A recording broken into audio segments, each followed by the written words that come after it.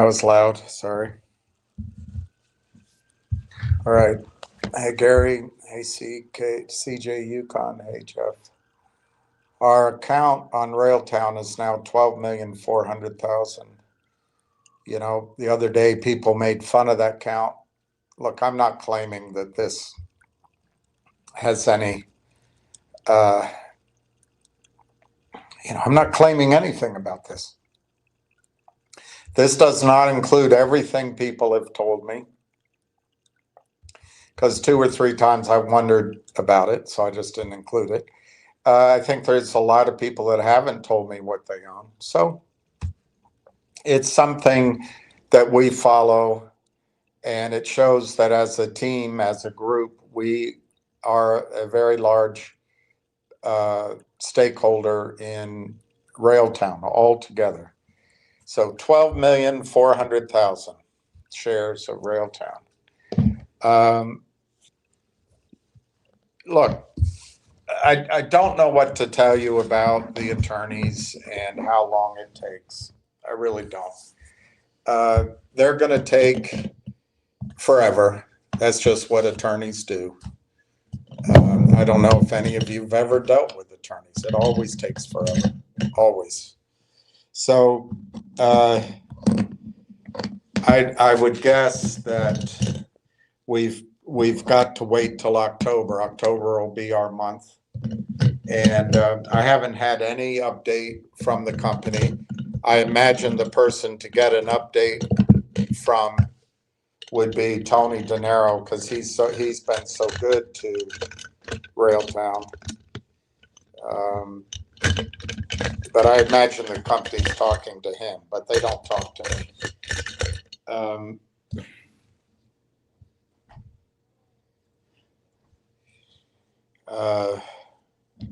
So if you're listening to me to get the scoop from the company, I'm the wrong person. That's just not happening.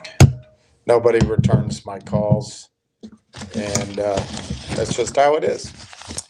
But I don't think that means anything's wrong at the company. I don't think that means anything's going on that's wrong, or bad, or disappointing, or treacherous, or misleading.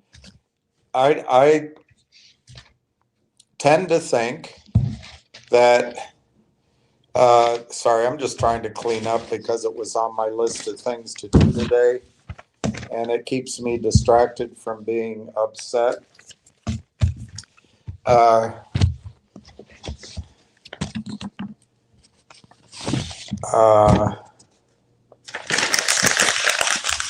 Yeah, I have no updates from the company, and I'm not going to get them either. And we're going to have to wait for the attorneys, and that's just a fact. I think it'll be October. So let's just get used to it. And let's not be upset about it. I think when the company posted on February 11th that they anticipated getting the LOI completed in a matter of weeks, they just didn't know the nature of their own attorneys. And that's just life. It's just life. I can't do anything about it. So what are your choices? Your choices are, you're mad at the attorneys, as I clearly have been, and you just get out. That's one choice. Another choice is you sell half and go into GDC or some other manipulated stock. That's a choice. Or the choice that I'm taking with my small account, I'm sticking with it 100%. If I could add, I would add. I have no money, but if I had 10 grand, I'd put it all in Railtown. If I had 5 grand, I'd put it all in Railtown. If I had 500, I'd put it all in Railtown. And it will come to an end at some point. Every single thing that has involved attorneys in your memory comes to an end, be it the O.J. Simpson case, the asbestos case, the tobacco case. They all come to an end. It's just not going to come to an end while we watch it.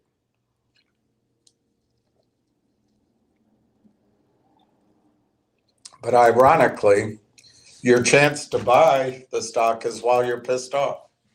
Once the attorneys finish their work, you won't be able to buy the stock at these prices, in my judgment.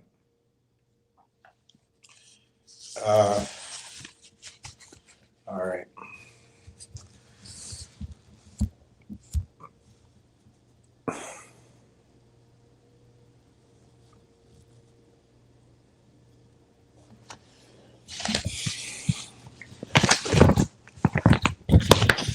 Oh, gosh.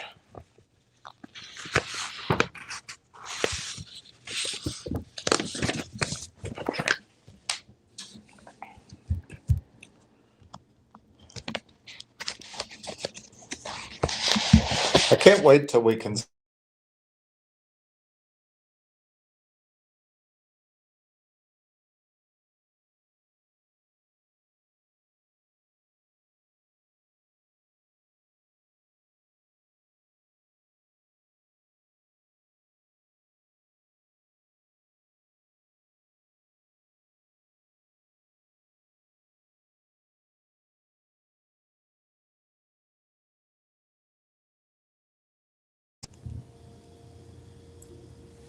Sorry, I don't know what happened. Sometimes when people call in, nothing happens. Other times, something happens. Let's see.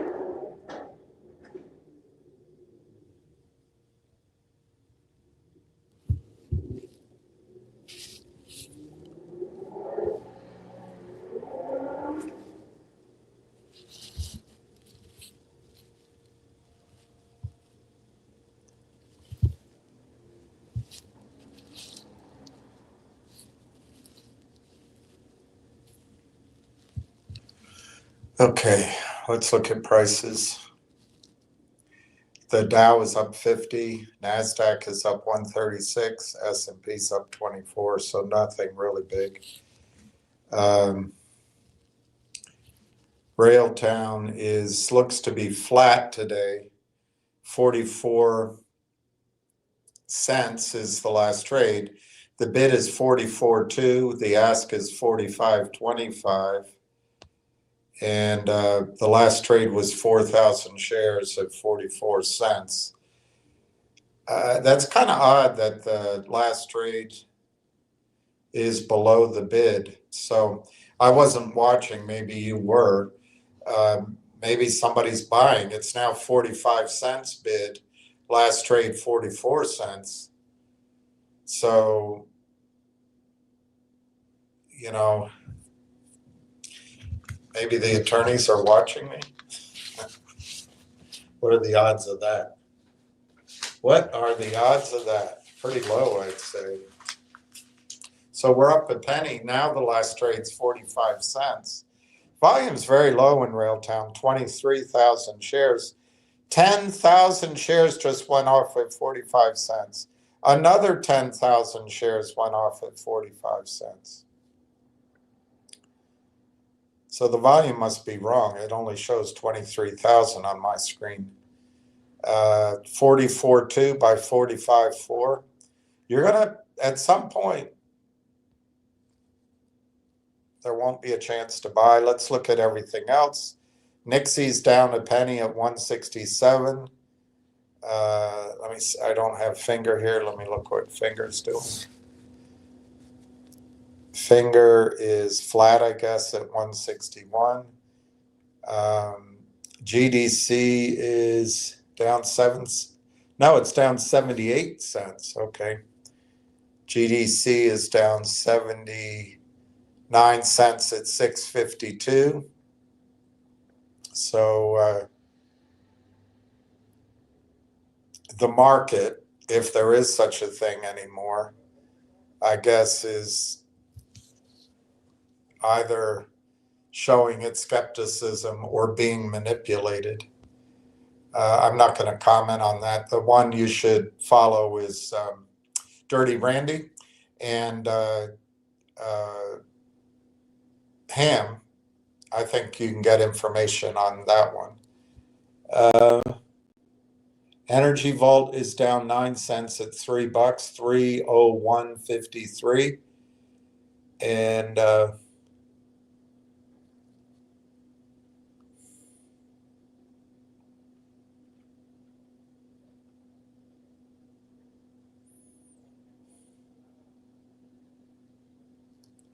let's see how G-Bucks is doing. G-Bucks is up 5 cents at 52.98. So let's go back to Railtown, which is the only one I think you should be messing with. 44.2 by 45.11. Now they come alive. They're trying to show you 63, 13, 13 again, 13 again. They're trying to show you there's a lot of sellers. It's all illegal what they do, but I'm tired of pointing that out. No one cares. The U.S. government, the U.S. military, the financial system, and more, it's all run for the banks.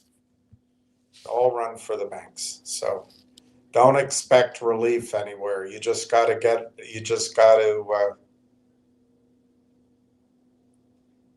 get away from it. And the way to get away from it, in my judgment, is Railtown. 44.2 by 45.32. Let's see if there's any further update on their trip to Montreal tomorrow. I thought I might go there, but I didn't get invited, so I didn't go.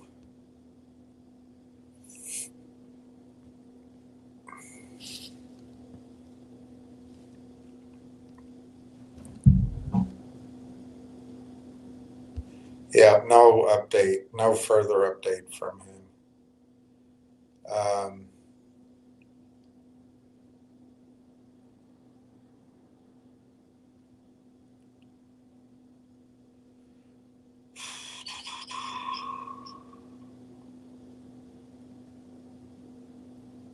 I have to learn how to use my LinkedIn so I can follow news. All right, let's see what everybody's saying.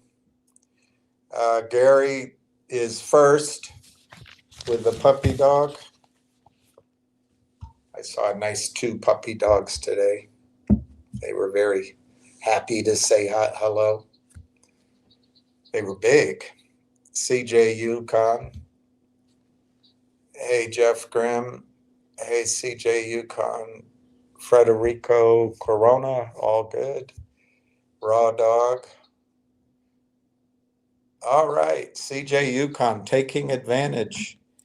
CJ Yukon taking advantage.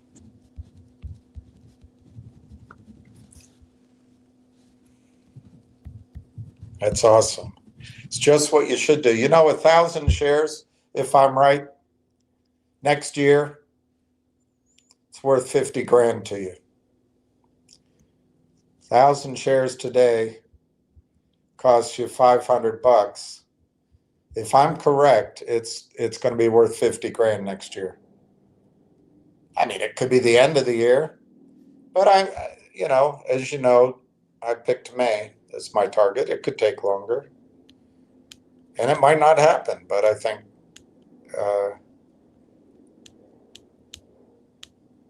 it's a conservative target. You know, if Railtown, they're now up to 180 companies instead of 160. And if they got all 400 million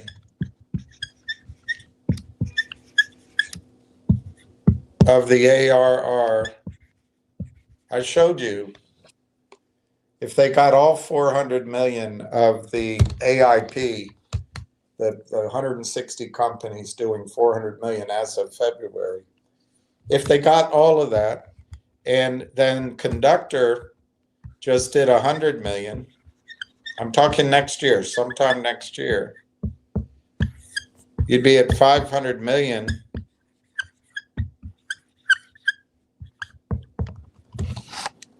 For 2026, 2027, something like that. Well, they pay for forward revenues. If you use, the multiples on revenues right now, the highest one I saw in the transaction, and I showed it to you,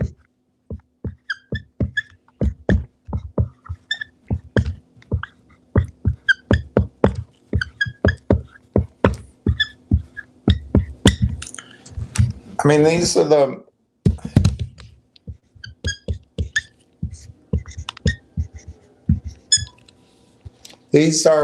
multiples they're paying. These are the multiples. 200, 150, 100, 75, 50, 25. Well, if we just take 50, don't use any of the others, 50 times. If we use 50x, and we say next year sometime, they project 500 million. I just told you how. You can believe it or not. They get all 400 million of the AIP and just 100 million from Railtown.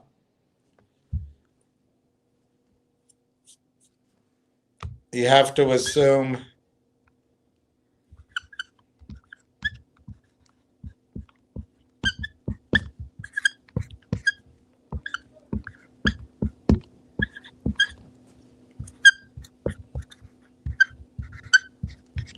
other than the revenue, you have to assume the stock market's okay next year and that AI 2.0 is very strong or remains strong.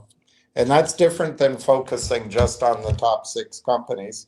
Well, 50 times 500 million, you already know it. You already know it.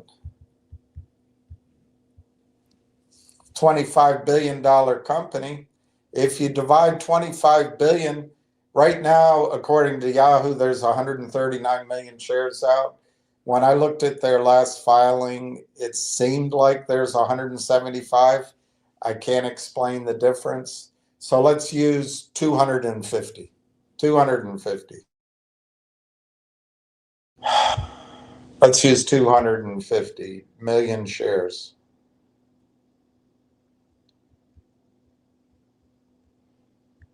It's $100 a share target. $100 a share target next year.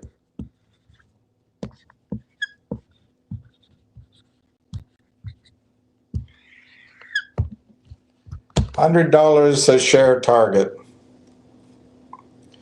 50x.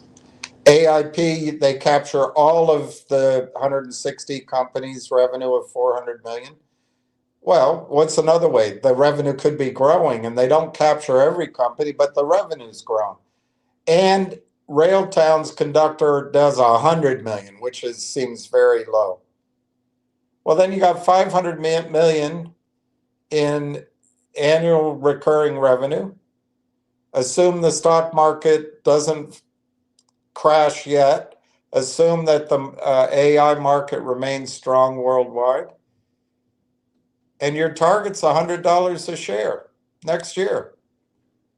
So what do you do with that? What do you do with that? If you just saw that, you want to be skeptical, you say, there's too many variables there. You have to worry about the market. You have to worry about AI. You have to worry about the attorneys. I'd rather be in GDC. Well, if that's what you want to do, you do. But if you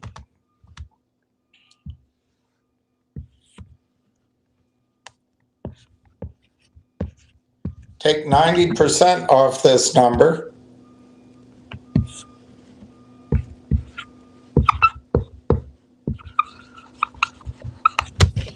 If you take 90% off that number, just to allow for all the negatives, you get a $10 per share target. And I wouldn't think that would take very long to get there, since you're discounting all the upside by 90%. And you're nervous. You're nervous because the attorneys are taking forever. The shorts are selling. The shorts are selling. And therefore, they know something. They don't know anything. They don't know anything. They know how to lie. They know how to break the law. And they know how to take advantage of attorneys. And they know how to take advantage, push everything to the limit. Because they're white boys, remember? They're all white boys. They can hire attorneys. They can go to the judge. Hey, we're good citizens. We gave to the, the whatever hell wing of whatever hell hospital.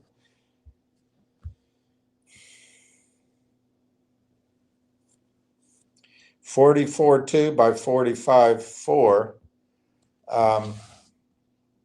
The volume 73,000 today.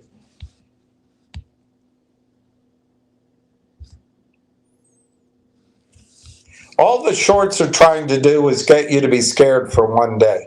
That's all they're doing. Because there's three kinds of shorts.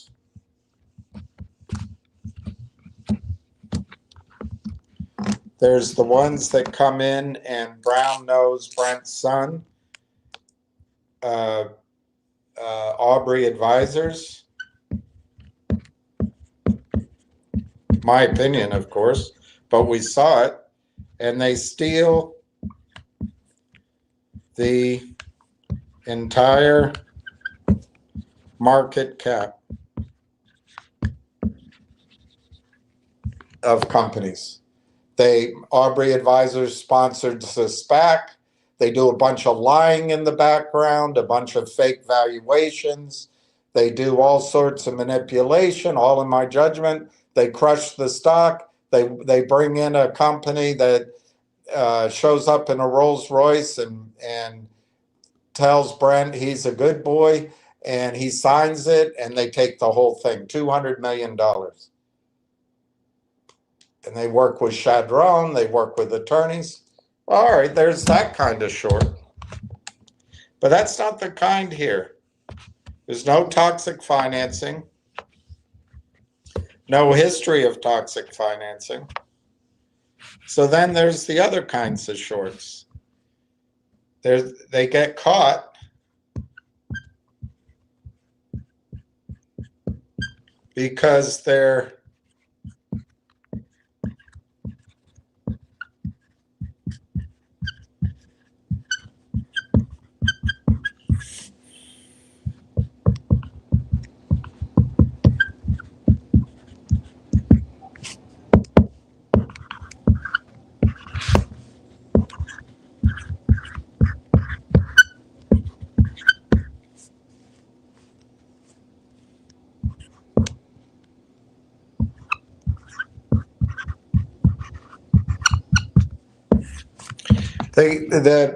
there's these two other kinds of shorts. They get caught when their computers, which are automatically set across hundreds, if not thousands of companies, when the computer reads acquisition, memorandum of understanding, weeks, LOI, they start selling. They just start selling. They don't know anything. They don't know a damn thing. Why do they do that? Why do they do that? Two reasons. They can build up a cash balance out of thin air. So when Canaccord Genuity calls them up and says, hey, we've got a deal, we're raising a bunch of money for this company that we represent who's acquiring another one. Well, they sold it all the way down.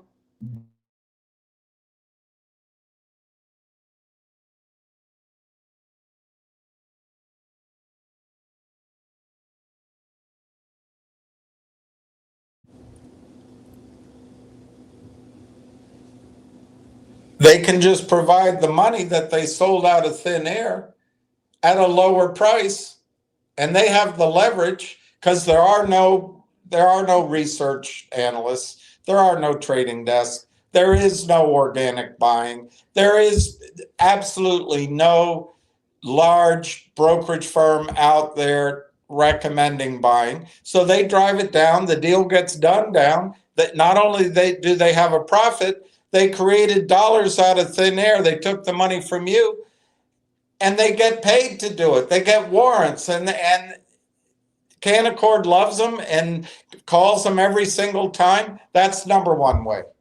Number two way is they sell it down and they bust the deal.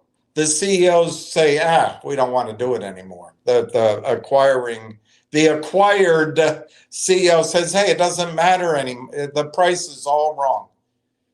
The number of shares, the percentage, we're out.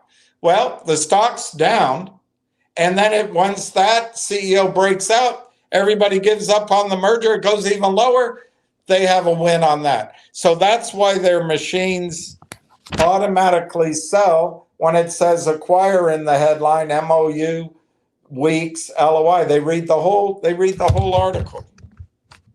What kind of shorts are those?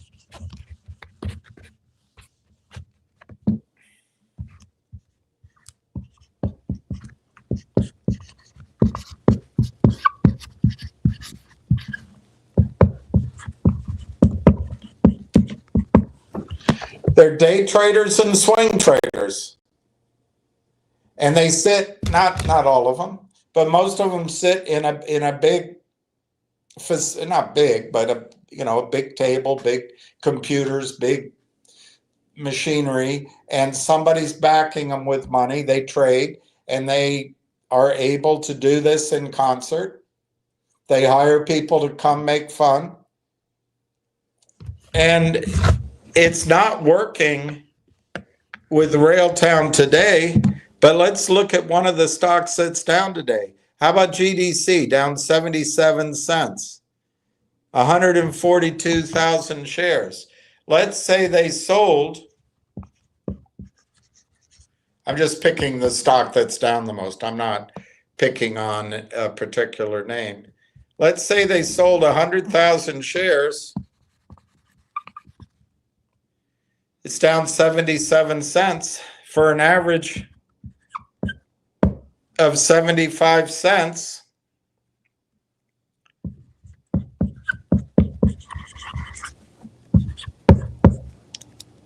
They just made $75,000 today. They just made 75 grand today if they sold 100. Maybe it's half of that. Maybe they only did 50. Point is, though, these shorts, they just want you trading today. That's a big day for somebody. What if it's a smaller one of these? What's another one? Fingers up. Energy Vault's down 15 cents.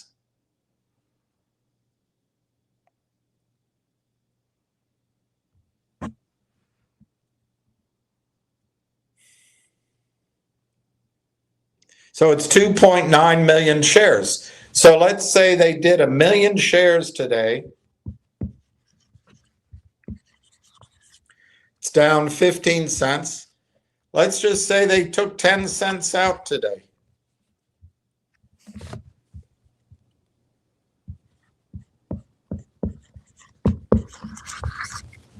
I mean, it's a lot of money. It's 100 grand. It's better than digging ditches. And that's all they do. Day after day after day after day. It's just a grind, a grind. But it's better than waiting tables. It's better than driving trucks. And you look at the price. You look at the price and you think the stock price is telling you something. That's what you do. You can't help it.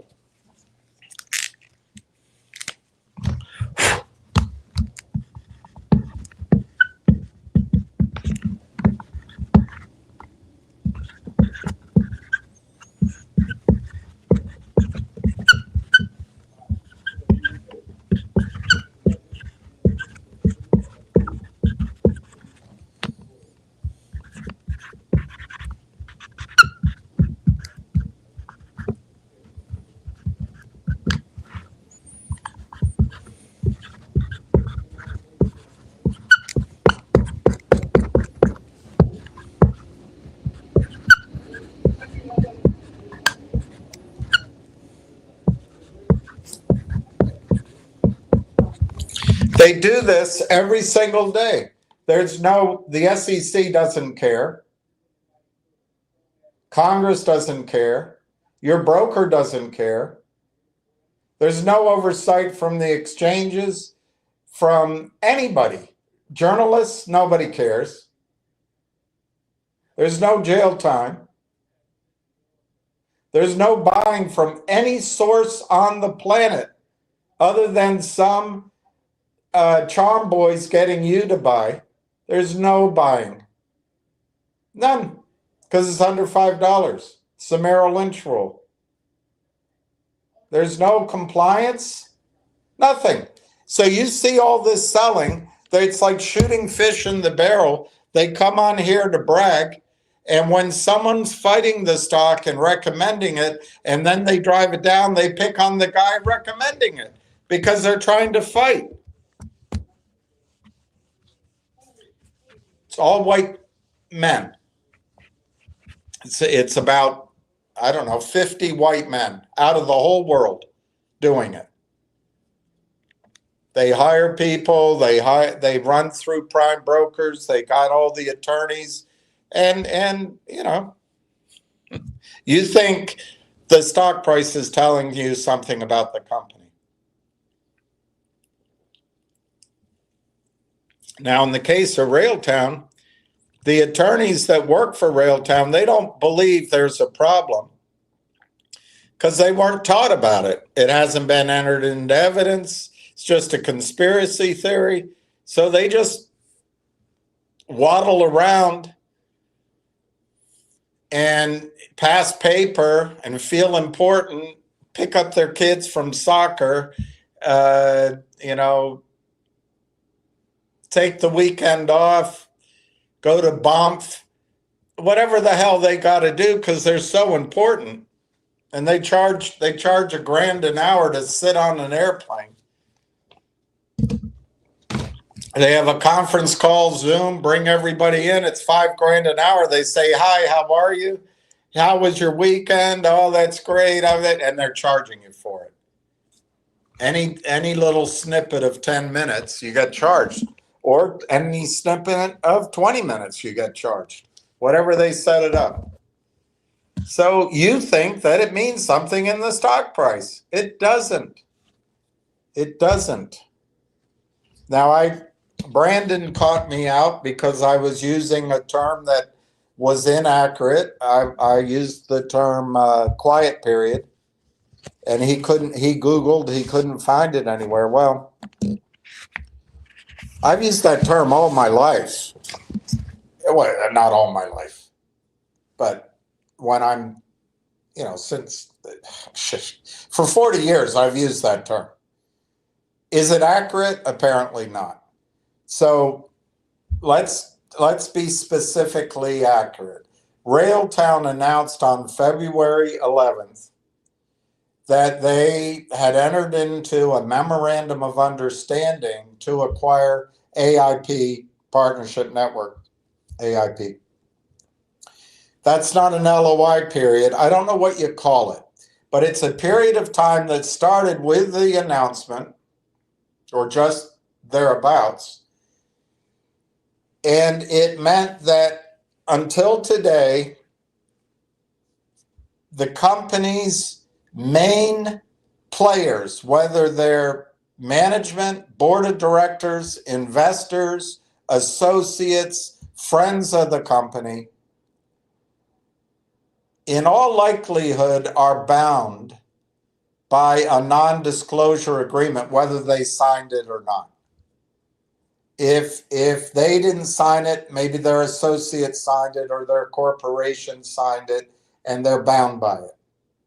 Also, they're bound by the rules that if they have material inside information, whether or not it's a quiet period apparently only refers to syndicate offerings, which are IPOs or secondary or earnings. That's all apparently the legal term quiet period refers to. Quiet period is a time when the company can't talk, when buyers who have material inside information can't buy, and when they can't share information. It's effectively the same thing, but technically,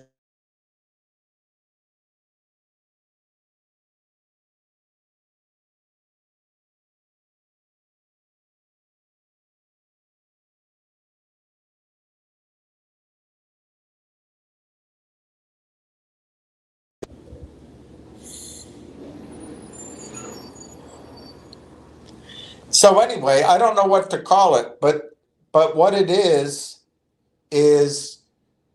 a period from February 11th on or around until they do get into the LOI period. Anybody that has knowledge of material inside information can't buy the stock or talk about it, including the company. And it's not called a quiet period, but it has the same effect as a quiet period. So right now, nobody can buy the stock while the attorneys dawdle. I mean, maybe the attorneys are doing really critical work, because later on, if what happens that I think is going to happen, that they'll tie a bow around Railtown and sell it to Microsoft or to Constellation Software or to NVIDIA or to Elon Musk, these documents are going to be very important. So, you know, it's like getting mad at your mother when she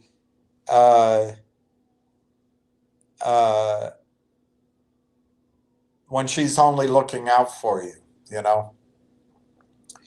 So it's interesting right now watching the stock. It's up almost 3 cents. Feels like something's going on, maybe. Or it's just as simple as tomorrow they'll be at the All-In conference in Montreal. Maybe it's just that. But you've got the stock up 0.0274. And this price, even now, isn't really telling you anything, because it's still, I can't use the word. It's not a quiet period. It's a period where all the main players who have discussed this transaction have signed an NDA, or their organization has signed an NDA, or they're bound by the securities laws that if they happen upon material, non-public information, they can't talk about it or trade it. That's the effective definition of a quiet period, but Brandon couldn't find it in Google, and he's right. He's actually correct. I shouldn't have been using the term quiet period. But I don't know what term to use. They haven't invented a word for it. So I don't know what. But all I can tell you, as the criminals sell the stock down and play back and forth, nobody's buying. So you think something, you're nervous. Oh God, stock's only 46 cents. I paid 53, and oh God, it's taking so long. The attorneys are taking so long. And you're not going through in your head, but wait a minute. And I showed you, I cut out all source material, but the AIP network is doing 400 million in revenue. The companies, they're not rolled up yet. They have to be rolled up. And Conductor is in high demand, and it's doing revenue. We don't know how much. And I've shown you the multiples that are being granted to these early stage AI companies. In the case of Railtown, it's not really early stage. It's just early in its commercialization process. It's been around 5-6 years. You've got 2 guys and more who decided to be early. They wanted to be ready. What is AI 2.0? AI 2.0 is computer power, driven by data centers and Blackwell chips from NVIDIA and power. That's it. And they're ready. They're not early stages so much as they're just early in the commercialization. Well, anyway, so you got Conductor, it's going to do revenue. You've got these 180 companies that are going to be rolled up. They're doing revenue. And the revenue is all growing very rapidly. And it's high margin. That's why people are willing to pay up for it. The shorts are just trying to get 2 cents from you, 1 cent from you every day. And you think it means something. It doesn't mean anything. The attorneys are complicit, whether they realize it or not, because they just take their sweet ass time. But we can't get upset about that. Attorneys are very important. And what attorneys do is just going to take as long as it well as takes. You can't do anything about it. But you can be smart and realize that the price of the stock is absent any buyers.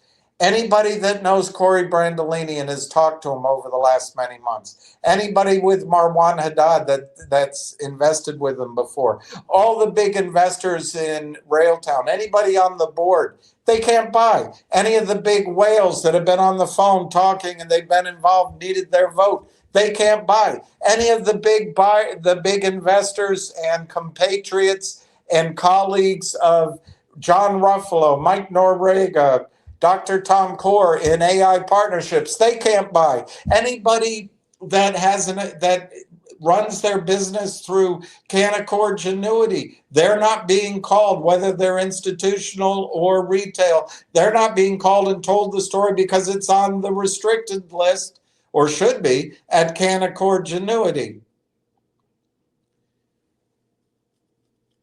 And then all of the 180 companies that have to sign and know what's going on, any of the investors in those companies cannot buy. Now, it's not, as Brandon pointed out, caught me out, it's not a quiet period. It's the wrong word. But it walks like a quiet period. It squawks like a quiet period. It swims like a quiet period. It flies like a quiet period. It poops on the grass like a quiet period. And it flies in a V formation like a quiet period. The effect is nobody can buy. And so you're looking at the price and you're thinking, this is telling me something's bad. What? What is it telling you? All it's telling you is the attorneys take forever. The attorneys take forever.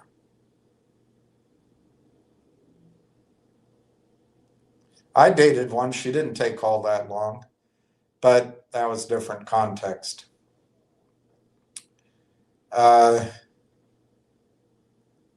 It's now 44.9 to 46.01. The high on the day is 45.74, 81,000. It's kind of odd. It's up almost 3 cents. But again, what could be wrong? What could be wrong? Okay, let's go through it. I could be lying to you. A bunch of people came on here the other day and said you couldn't trust me. Okay, that's one thing. I could be lying to you. What would my benefit be? What would my gain be? I bought the stock at 35 cents. I could be selling it at 45 cents. I guess. I don't own much, but you don't know that. I could just be a liar. So one thing is I'm a liar. Number two, maybe the company's paying me to promote so that the company can do a transaction with short sellers and they can finance their lavish lifestyle like Roger Rabbit did with Genius. I guess. All I can tell you is the company's I'm not being paid anything. And as far as I can tell, the company insiders own the exact same shares you're buying. And they paid, some of them they paid 15 cents.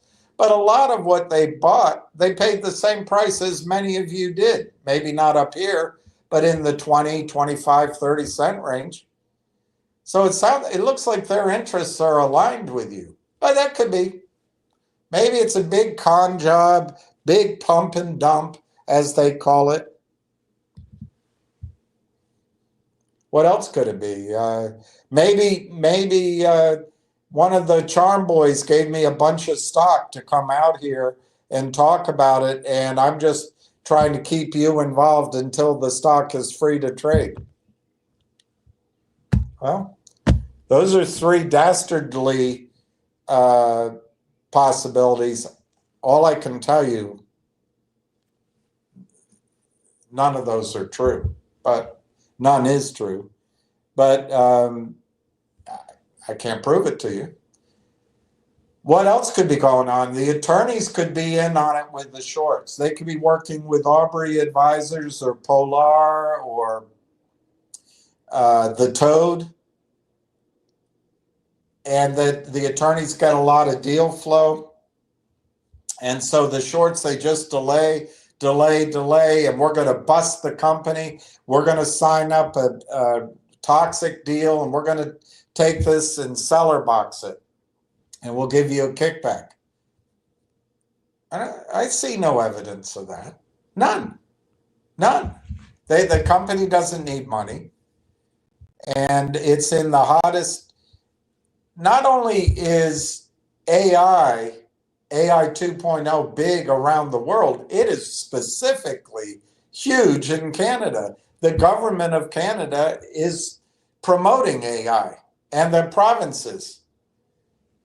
So I don't see that happening. So what else could it be? Well, the attorneys are just slow. Yep.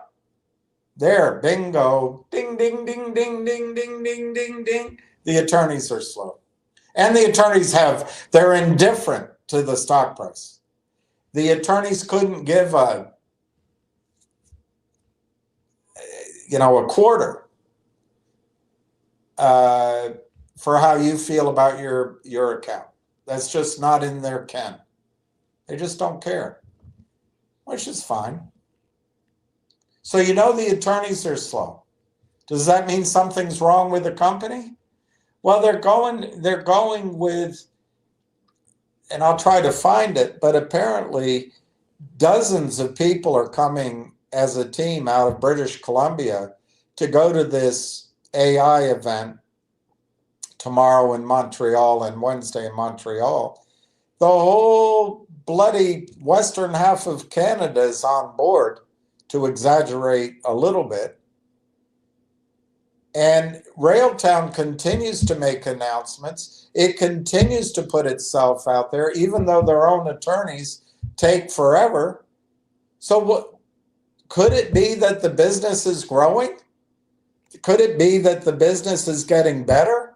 Could it be that once the attorneys finish, you're going to find out that Railtown shouldn't be 45 cents and it should be $4 or $5? I bet that's the case. But you don't see it. And it bothers you that it's another day, another week, and yet another week. And every time I come on here, I say it's going to be June. I say it's going to be July. I didn't say August. I said it would be the second week in September. Now we're in the third week of September, and soon it's going to be October. And it sounds like the whole thing's one big lie and there's something wrong going on. Well, let me ask you this. If there was something wrong, why are the two companies meeting each other in Montreal? Why does Dr. Tom Core and why does Corey Brandolini repost each other's posts 2 days ago, 3 days ago on LinkedIn? Doesn't make sense. And if the deal's going to fall apart, how long does it take a deal to fall apart?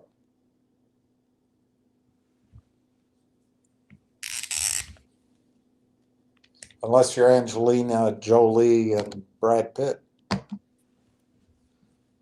45 cents now is the bid and the last trade. They're faking, they're spoofing a bunch of stock at 46 cents. Energy Vault is down 8 cents at 303. GDC is down 72 cents at 6.59. G-Bucks is up 5 cents at 52.98. Fingers up a penny at 162.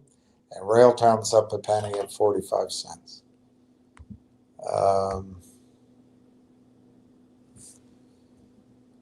The last two trades were 100 shares.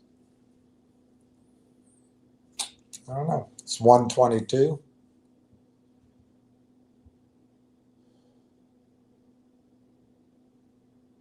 I don't know why it's showing a little bit of strength today. It shows right now only 30,000 shares, which contradicts what it showed earlier. So I don't know. Do the attorneys finally turn in their final paper? I don't know. I really don't know.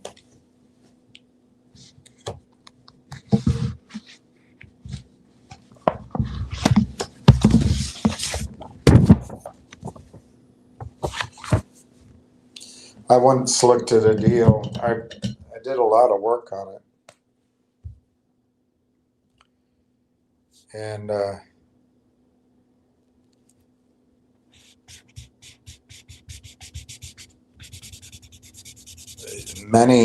long time. And it ended up being a weird situation where I had to go to court. But this is the Eagleford trend. And the property that was being sold to me and my investor was right here. It was early on, so everybody thought the trend went there. But I brought it into my friends at Netherlands Sewell, and they said, you got to be careful. It runs up, and then there's a fall. Sure enough.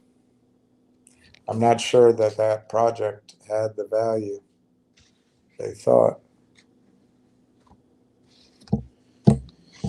45 by 4586, 2,900 by 62,000. Now it shows 84,000 volume. And the last trade was 500 shares, so I don't know. I can't explain that. 4536. So if anything's going to happen, I guess it would happen at 1:30 or 2 o'clock. But let's not get our hopes up. This could just be a dead cat bounce, temporary bounce, before the criminals get to work again.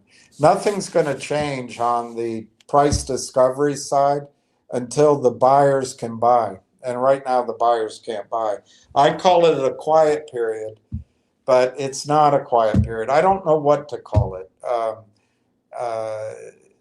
All I can tell you is major demand for the stock remains unfulfilled because they're not allowed to purchase the stock until everybody has access to the work product of the attorneys and it's been announced, and the attorneys just are not going to finish anytime soon. So we just have to accept that. We just have to accept it. But if we can get beyond that and think about what is the stock going to be worth in a year's time, I picked $55, but it could be $100. It could be $150. Who the hell knows? It's not going to be 45 cents. So instead of having that angst every single day that why set your life to an attorney? It's such a nightmare.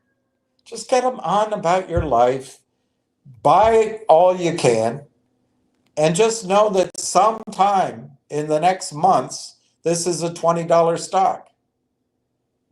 And let the attorneys have their fun. Because as soon as they're done, no one's going to be talking to them again. They're going to be all alone again. Can you imagine being an attorney? About as popular as a skunk. But then all the attention's on you for a while. You don't want to give up on that attention. But as soon as you hand over the document, no one calls you anymore.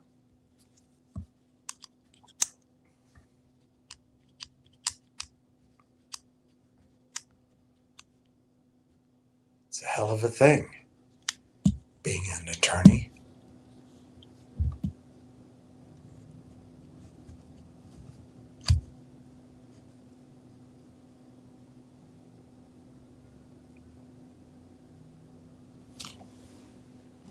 $45 by $46.1.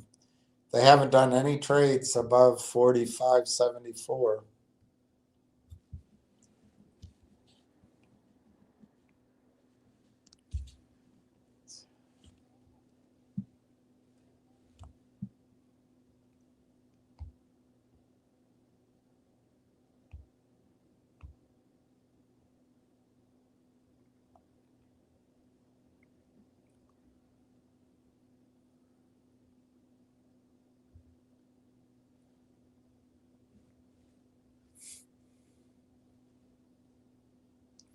All right, it's 128. Let's talk about something else. Putin offers United States a temporary nuclear control deal.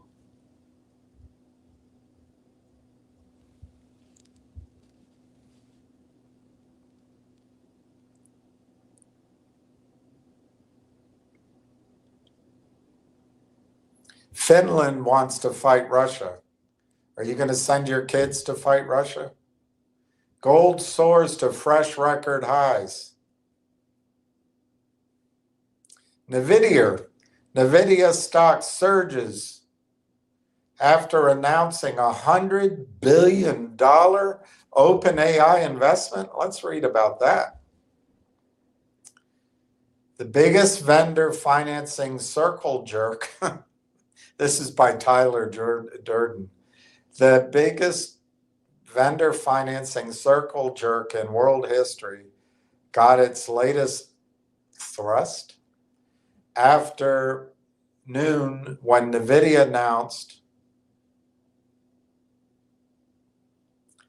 that it will invest $100 billion in OpenAI to support the building of new data centers and the infrastructure needed to power artificial intelligence workloads. The investment is intended to help OpenAI build data centers with a capacity of 10 gigawatts using NVIDIA's advanced AI chips to train and deploy OpenAI models.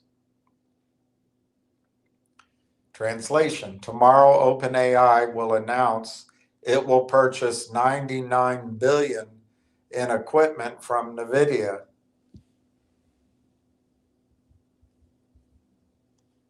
Then one day NVIDIA will double down on its investment in OpenAI, and so on for as long as the circle jerk keeps lifting all AI boats. I guess this isn't a positive point of view.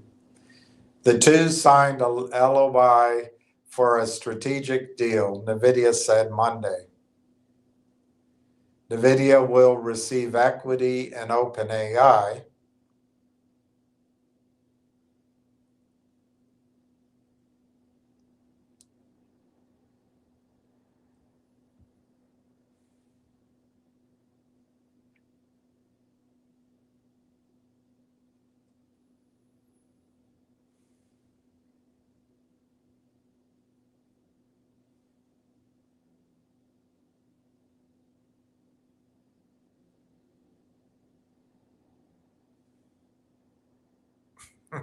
He thinks that the money's going to come from Blackstone.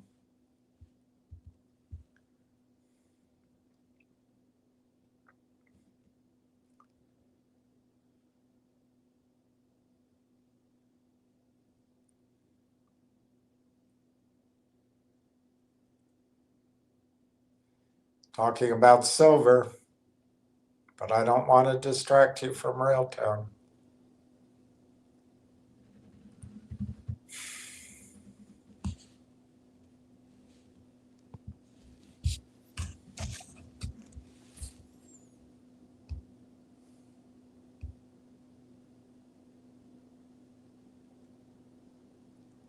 Protests in France.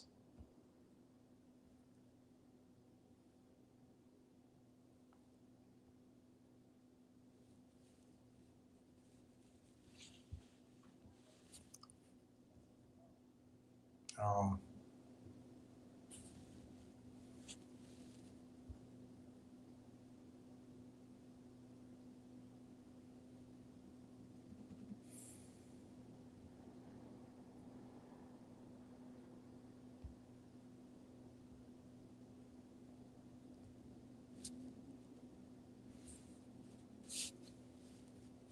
I can't really find any news that's interesting.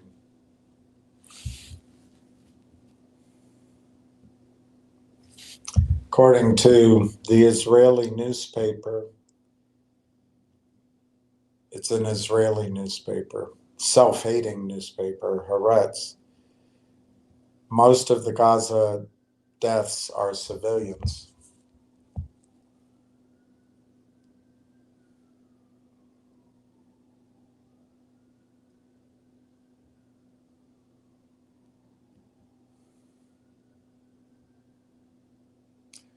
I saw the bodies of children.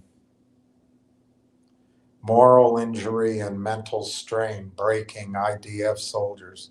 This is an Israeli self-hating newspaper.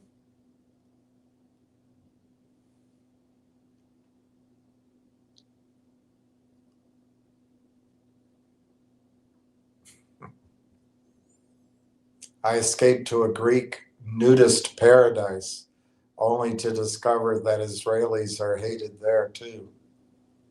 That's written by an Israeli. Analysis by Dahila Scheidlin. Global outrage in Israel is about Gaza, not anti-Semitism. She's self-hating too.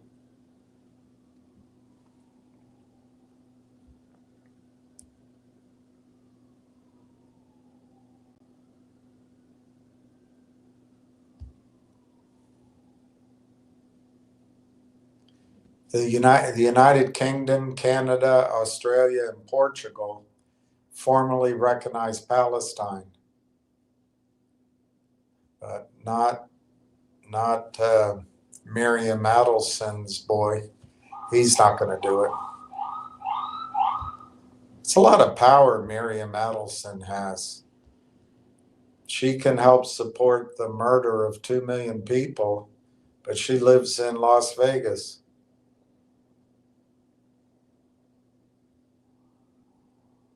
Rawan Suleiman. Palestinian women in Gaza face displacement once again. Yeah, I thought all women mattered.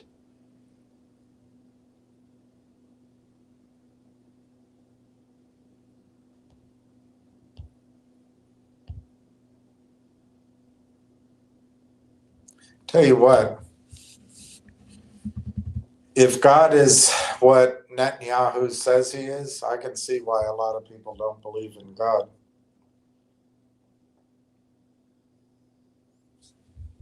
All right, let's get out of that part of the world.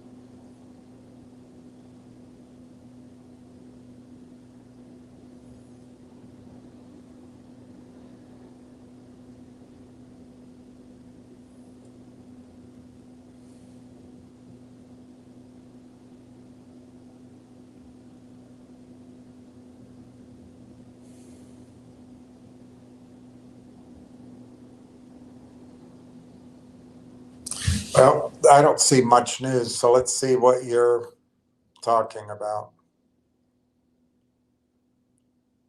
Northwest, that number is fake. All right, Northwest. Thanks for stopping by. Hey, Eddie Eagle. Fast Eddie. Hey, Steve. Blackout. Northeast Iowa. I'm in. We're getting close to the end of the year. Maybe a big Christmas gift from Railtown on their signing. We'll have to wait. I agree. E-Trade has 71,000 traded. Let's see what I see. Yeah, I show 84,000 now at 45.36, 0.0236 up. So it's up 2 cents. And nothing, nothing happened at 1:30. Maybe something will happen at 2 o'clock. Or maybe nothing will happen today. GDC is down 81 cents at 6.50. Energy Vault is down 13 cents at 2.98. G-Bucks is up 5 cents at 53 cents. Fingers up a penny at 162. And Railtown is up 0.0236 at 0.4536.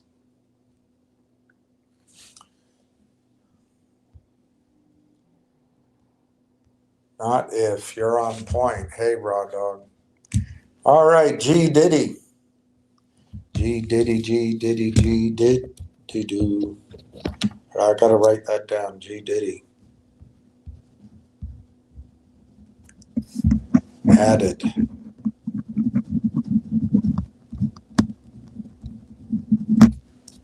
Personal. Good for you. I wish I could add. Giuseppe, catch you tonight. I'll cash you outside.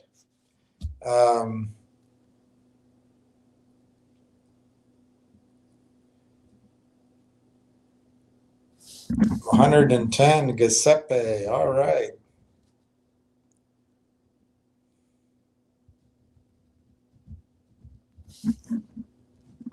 That's awesome. That's a huge position. It's all going to be good. We're just going through the doldrums, and we'll get through it. It's 45.26 by 46.1. The high is still 45.74. Hey, Jack, how are you? Jack says, did you see my email? I sent you a screenshot. Yeah, I believe you, Jack. I'm not questioning it, but I'll look. I didn't see it, but I'll look. I blocked Northwest. I don't want to get upset anymore.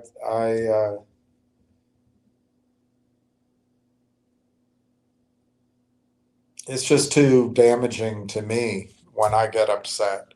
I get embarrassed. I feel like I let you guys down, and they don't care.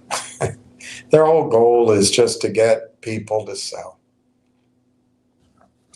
And they want you nervous, so when it goes up a bit, you take a quick profit. Railtown, if the variables we have to deal with Railtown are the overall market. But remember, most of the stocks in the market aren't going up. It's just this handful of stocks still. So as the market corrects, you can have a change in leadership, and it's not the whole market. You're not going to get wiped out in everything. But anyway, it can be devastating if we get a rally up 30-40% from here, and then a crash of, I'm saying 90-95%.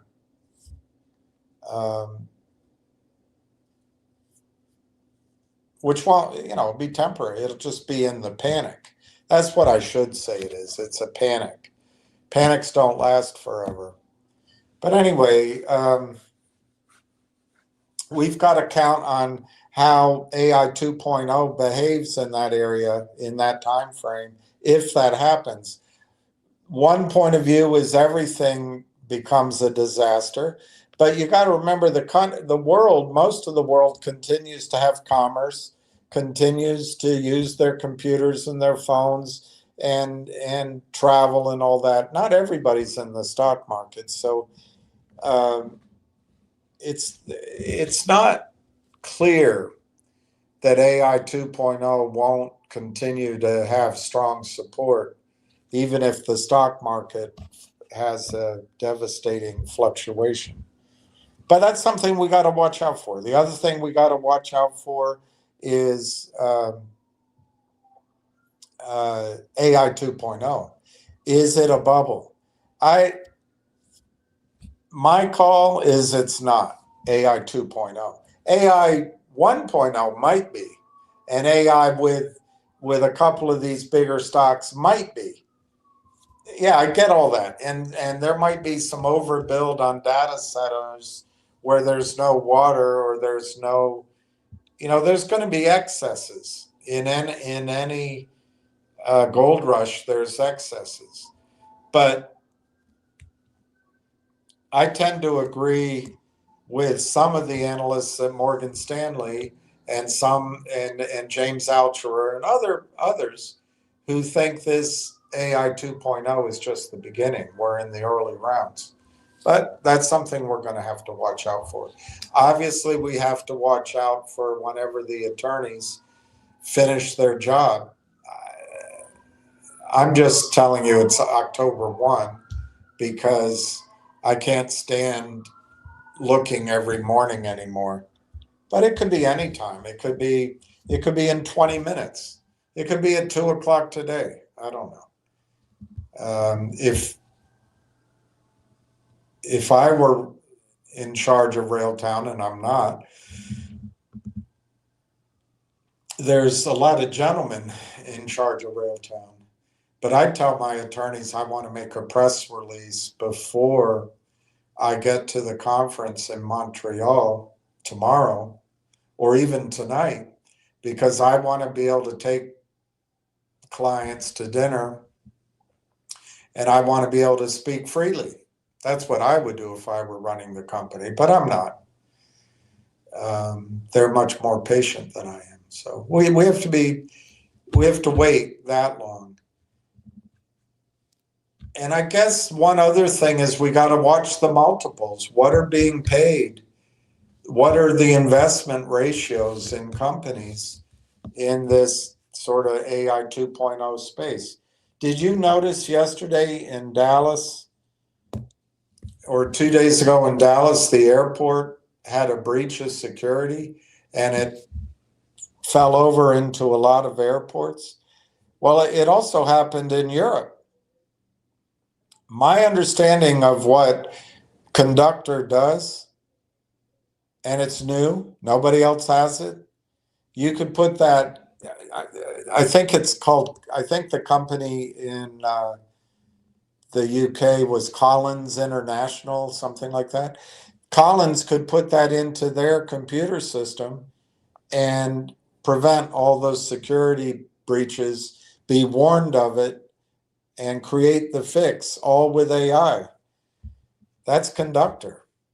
Now, will they match up? Maybe not, because I'm sure some other group out there will talk to the CEO first. But it's a huge opportunity for Railtown.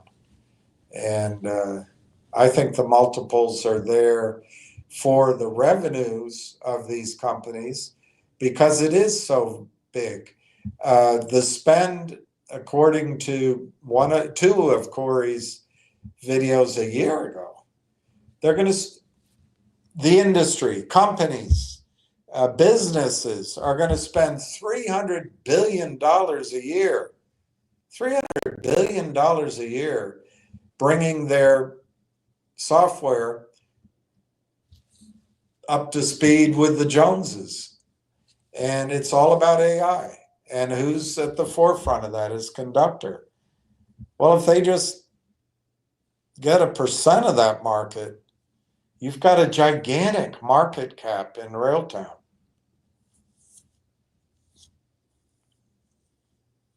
It's 45.26. by 46.1. No real volume change that I see. 500 shares traded at 45.36 at essentially 120. So in 20 minutes, nothing's happened that I see.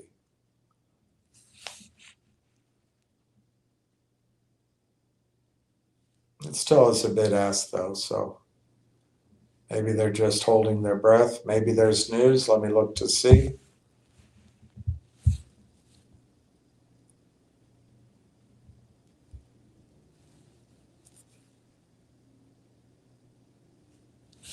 I don't see any news.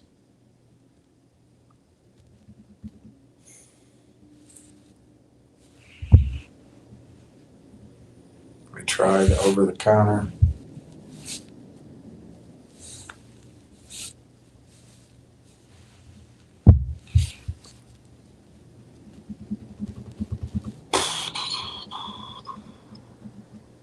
No, I don't see any news.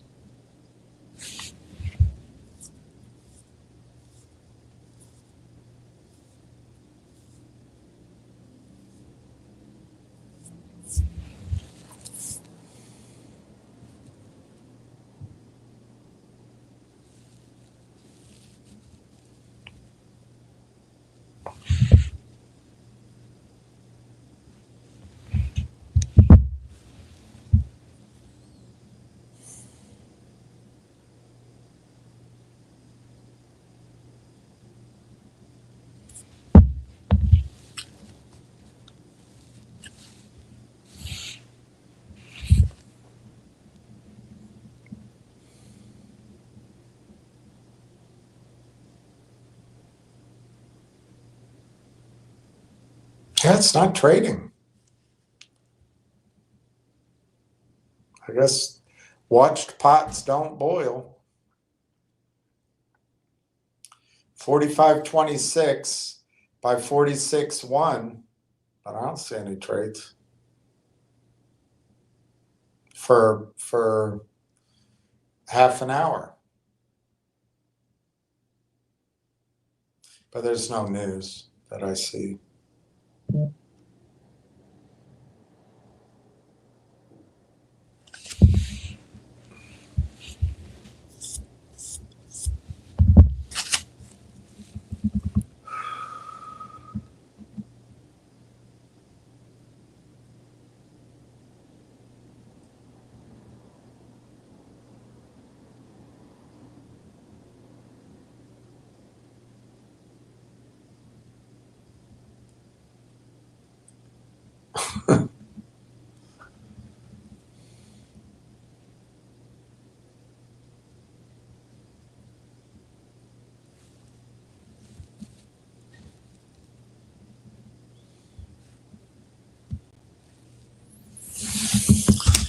I think the shorts are feeling the pressure.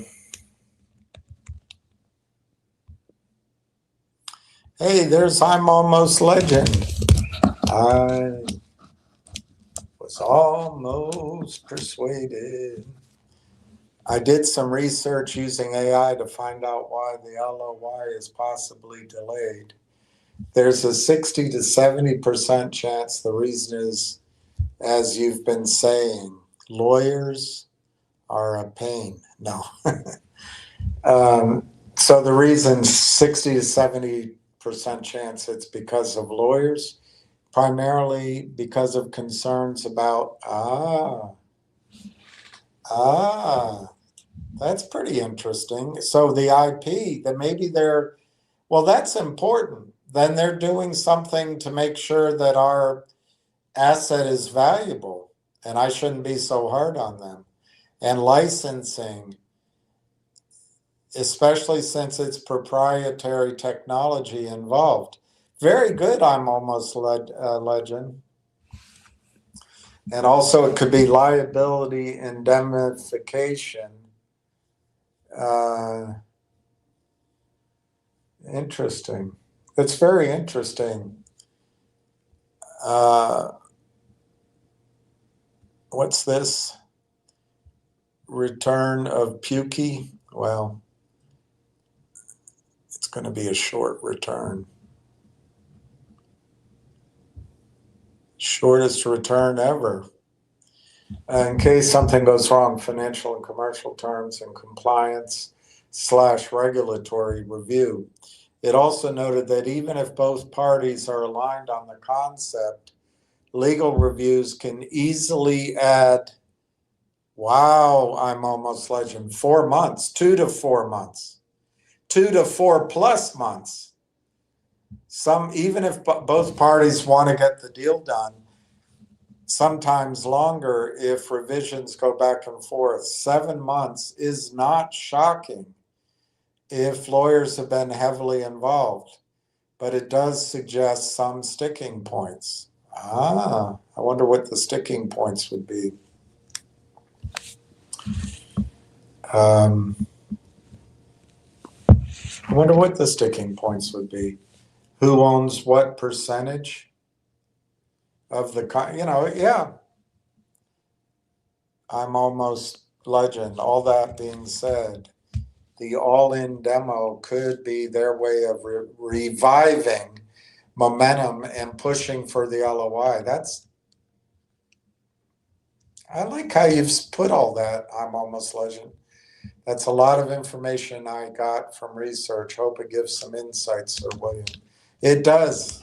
It shows that you're a good author. All right, the ask is moving around, but no trade. No trade. That's very good. I'm almost legend. You know, the best bit about what you said is you brought up a point on 2 or 3 facets that it's the attorney's job to make sure the technology, the proprietary information, the patents, I guess, that's all protected, and that can be complicated. And then that the deal terms, it can seem simple, but it can, when you get into the details of it, it can take time. So that's all really important, and it's valuable to us later on. And I really like that you showed that 4 months plus of delay once the attorneys, the lawyers are involved can be normal. That's comforting too. So maybe I shouldn't have been so upset. Anyway, at some point they'll come to the end of it. But to me, the real issue with Railtown is, our delays from the attorneys, the lawyers, are those delays reflective of something wrong with the company? And I don't think so. I think the opposite, in fact. So it's just giving people more opportunity to buy the stock while it's for sale, while the shorts just seem to want to give you as many shares as you want to buy. That won't be forever either. This nearly infinite supply of stock, that's going to quickly evaporate once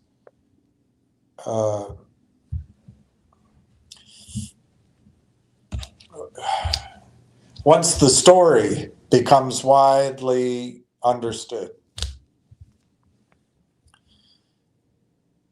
Hey, Red Pepperoni.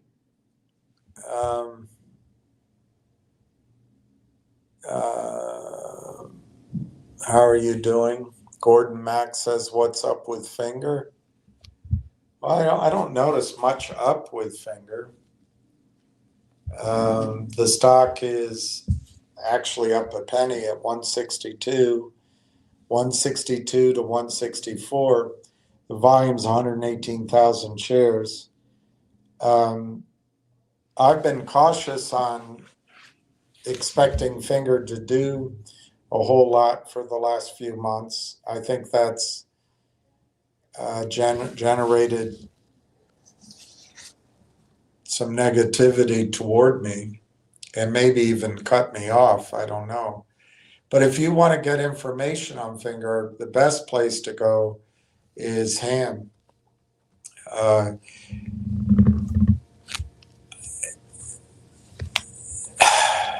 don't want to get buried in Finger, Gordon, but I think it's safe to anticipate that Finger will need to raise more money. When, I don't know. How much, I don't know. But based on filings, their burn rate versus their revenue, at least in the past, they're going to need to raise more money. And so you got to ask, what price will that be done? Even when they raise money with their very loyal and very strong, they have a very strong set of investors. They always do it at a discount. Or Roth Capital, who I think is a front, whether they know it or not, for the toad.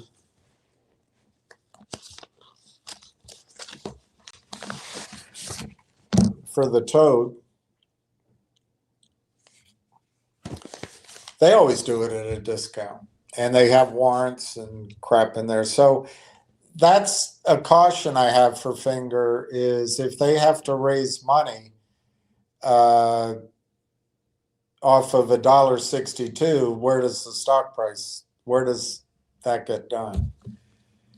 Secondly, as a caution on Finger, to me anyway, and I'm not in the, I'm not privileged to be in any decision-making capacity at all with Finger, but I think they really slow-walked the C2 contract. They raised $5 million, I think it was, with Roth Capital in December, and I have no idea. I mean, that could be 100 vehicles, it could be 20 vehicles. We don't know. There was no real management discussion in the last filing that I saw. I mean, maybe it's there and I missed it. But there was an opportunity to me, while that stock price was up, even if it was pumped up by the toad, that they could have raised 25, 30, 35 million at the, I don't know, $3 level, $3.50 level. And yes, on the one hand, the toad would be taking advantage of them. On the other hand, they'd have, whatever, $30 million to really ramp up that C2 contract. So to me, that showed either caution by the board, or that maybe the C2 contract isn't as big as was described.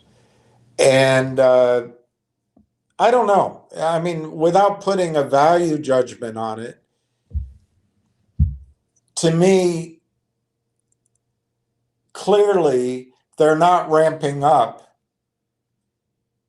the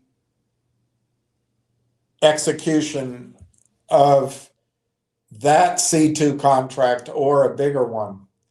To me, the goal would have been to get December funded, and then maybe March funded, then maybe August funded, then maybe October funded, and then maybe one more, I don't know, December, January funding.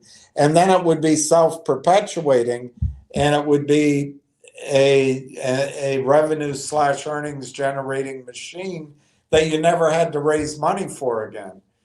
But I don't have all the details and the data. So anyway, those are my concerns. The positives for Finger, whatever that $5 million raise purchased on the C2 contract, we should start to see those revenues, I don't know, in our fourth quarter, October, November, December, we should see what those results are. And even though I saw an opportunity to ramp it up, those could be nice revenue results. And if they can repeat it every year, it might even put them in positive earnings. So that's a positive to look for.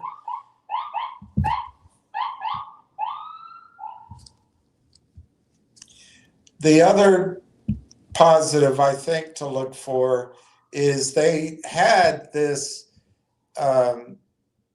cloud capacity, and they have big data, and some sort of combination of selling that capacity or bringing in AI to enhance everything about Finger, or getting in that game, that could be very positive for Finger. And of course, the Sapientus Laboratories, I think one of the insurance companies stepped back a bit, but the other one's still in there, I think.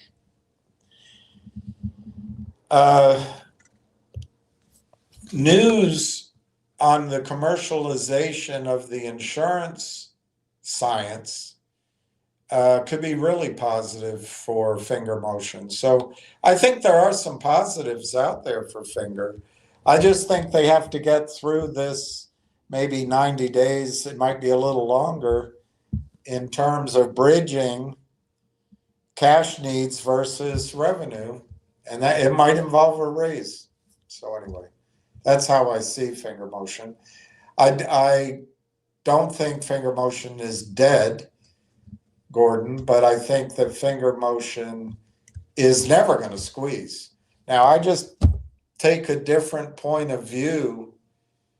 Never's a big word. I guess there's always a tiny possibility, but I take a different point of view than most. I think in order to have a squeeze, you need three things to happen. One, you need some news or event or macro situation totally out of the blue, unexpected.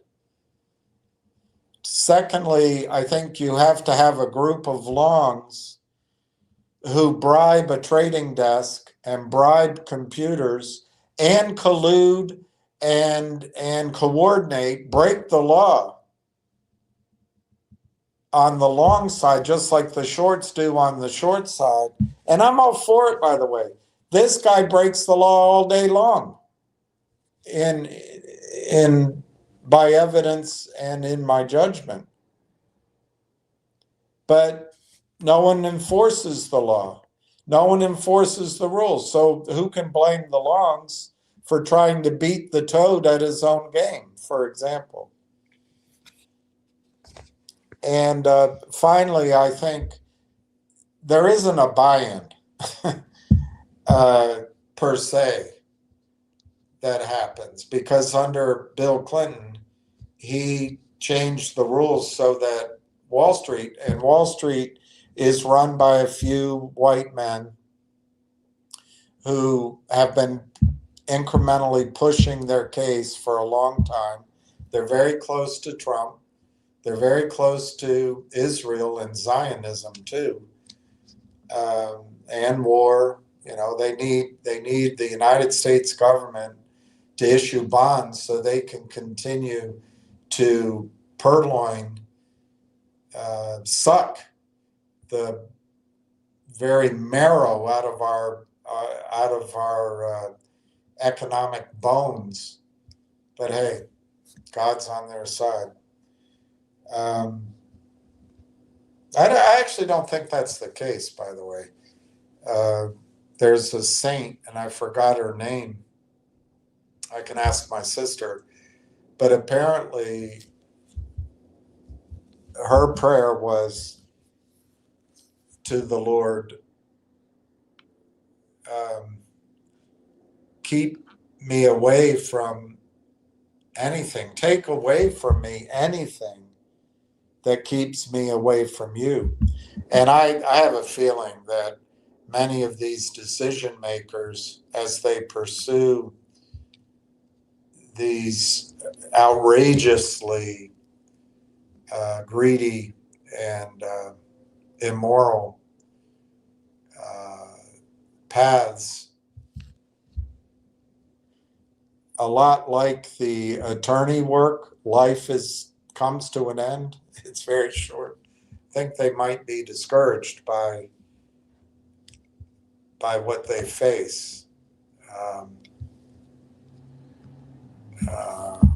but anyway, that's their decision. Going back though to Finger, I just think the idea of a buy-in caused by compliance or a prime broker is non-existent, because Bill Clinton made it legal to sell to each of us entitlements, security entitlements. That's not stock. That's not stock. It's just an entitlement to a pro rata share of a pool of stock. And your brokerage firm and all of this tiny cabal of men, they can collateralize that stock and put it in derivatives, short against it, destroy it, and you have no say so. And there's absolutely no reason to buy in the stocks. Now, if a group of longs can bribe a trading desk, let's say in the Caribbean or in Hong Kong, to start turning on the buy side algorithms of the computers, the sell side algorithms, they still are going to need a surprise and buying from retail to confuse it all, which is why you bring in the charm boys. And maybe one of them works, like HKD or TKO, and you have Univest in there, and maybe it works. But I think it's a long shot, and I think the shorts pretty much always win. And they've got White Diamond on their side. They've got all sorts of ways to bribe people to blow up squeezes, and it's just how it is. They have thought of every angle, and they got caught out with AMC and GME, but even with those, in came Stevie Cohen, in came Ken Griffin to bail out Marvin Capital, and maybe old Marv got hurt. Maybe he's not back in the game, but if he goes to the right restaurants and shows up in the same steam rooms, they might have put him back to work too, as long as they can rely on him. But those people who lost money in those sort of quasi squeezes, I bet they made it all back again. They brought in the Roaring Kitty for 3 or 4 fake outs, and I think they made that money back and more, and they make it over and over and over again. So Gordon Mack, there is not going to be a squeeze in finger motion. And if you're owning finger motion because you think it's going to go to gigantic levels, which I bought into that idea early on. I always said if, but I was gullible.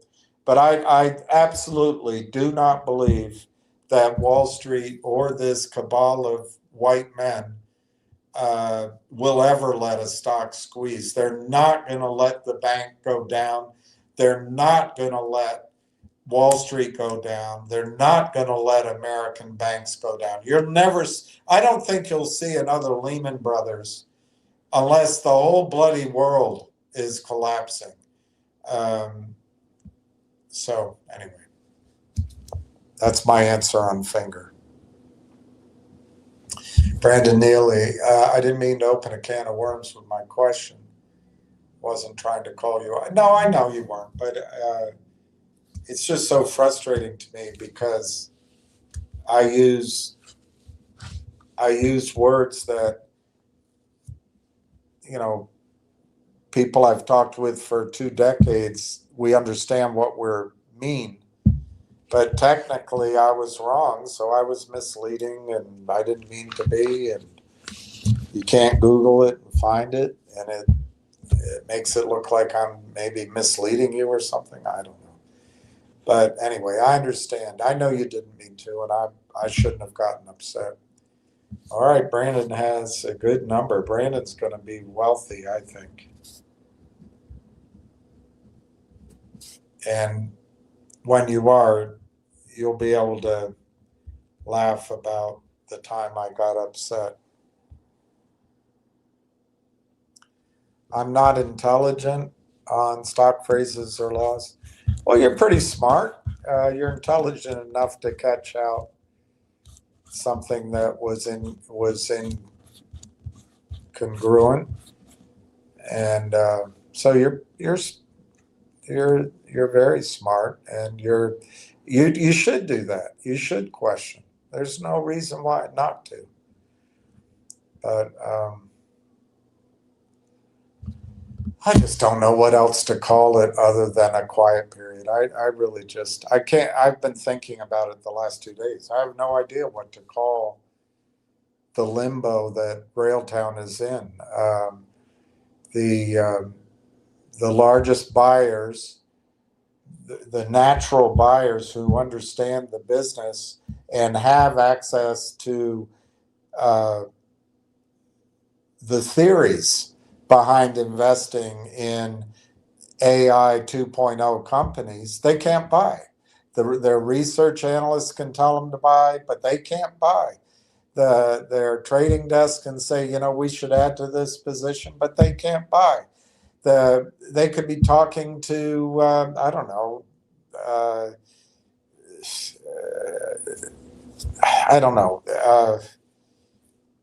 they could talk to John Ruffalo, and Ruffalo is telling him, you know, we could do this just like Constellation Software, and this is how we're going to do it. I don't know, I'm making that up, but they can't buy. They could be so excited by the future for Railtown, but they can't buy. It's as if, maybe that's what I should say, it's as if they're in a quiet period. They just can't buy. And the only time they're going to be allowed to buy is going to be once the attorneys finish the documents, everybody signs it, and Railtown and AI Partners and I don't know, maybe 1 or 2 of those underlying companies, I don't know, put out a press release and they say the deal is finished and these are the terms, and we're really excited. More news to follow, but Railtown issued, 5 million shares of stock to AI Partners, and Railtown and AIP are, just like it said in the press release on February 11th, we have an aggressive plan to implement the roll-up of the first, 10 companies in a 2 dozen companies in the AIP network. And we expect to have news about that over the next, week, month, quarter, whatever they're going to say. And then once they make that announcement, whatever it is, well, then you're going to find that all of the pent-up demand from friends of Corey, from investors in Railtown, from the board of directors, from friends of Omer's, friends of CSU, friends of Ruffalo, friends of Core, what do you call them, family offices and mutual funds and retirement accounts and Wales and all these people who have had to act as if there were a quiet period because there's material, inside information they know, or it's safe to assume they could know as insiders. So they're prevented from buying. Well, that, and in many cases, they're bound by NDAs. I tell you, Brandon, it's so complicated to talk about when you don't have a simple buzzword like quiet period. But when that buying comes in, you're going to, in my judgment, you're going to see what Railtown is really worth as a starting point. I think Railtown is going to give you a starting point in the $4, $5, $6, $7 range. Now, all the charm boys are going to say, that's a win for retail. Why don't you come buy this stock that, oh, by the way, I got a bunch of shares in, and I'm not telling you about it, but why don't you come over into this stock and we're going to make it run. The whales own 80% of the float, and it's Bitcoin, gold, AI, and the CEO used to date Kim Kardashian's youngest sister, and whatever buzzwords they can come up with. Look, Railtown's they're really trying to get it to go down. They dropped the bid, which is not maybe their choice, but they're trying to really show selling on the ask. It's all spoofing. And I think they're playing a little bit on the bid too. But the volume's not changing. Well, actually I'm wrong. Somebody did 2,900 shares at 45.26. 2,900 shares was enough to get it. They dropped. I see what they did. They hit the bid. That's what they did. That must have been the bid. They just blew out the bid, and that's why everything's starting to show some back and forth. Now you have a 39.4339. There's a lot of bidding though. Nothing's happening.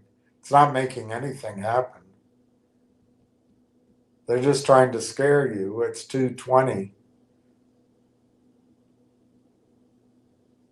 They really don't want the thing to trade above 45.26.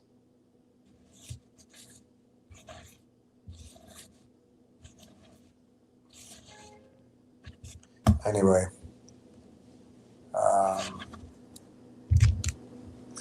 I want to profit greatly off you will, Brandon, in my opinion. You will. All right, let's see who Pookie is. Still talking. KOK and worse than a kid. You're freaking grow up. Stop the child talk and go there. Help them. What the fuck? Still saying in a handout charity basement and talking about stock? Well, Pookie, I don't know what to tell you. No, I'm not staying in a handout charity basement. Where are you staying, Pookie? You're the thief, and you're making fun of people trying to fight your criminal actions. But no, Pookie,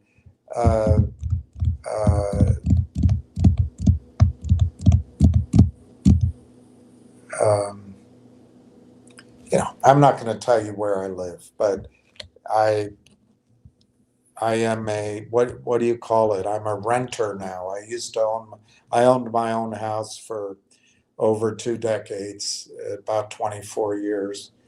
and I no longer own a home, but I rent, and it's expensive in DC. So, you know, you can make your guesses and be a totally unpleasant person, but I think you're making a lot of money. So, thanks for stopping by, Pookie.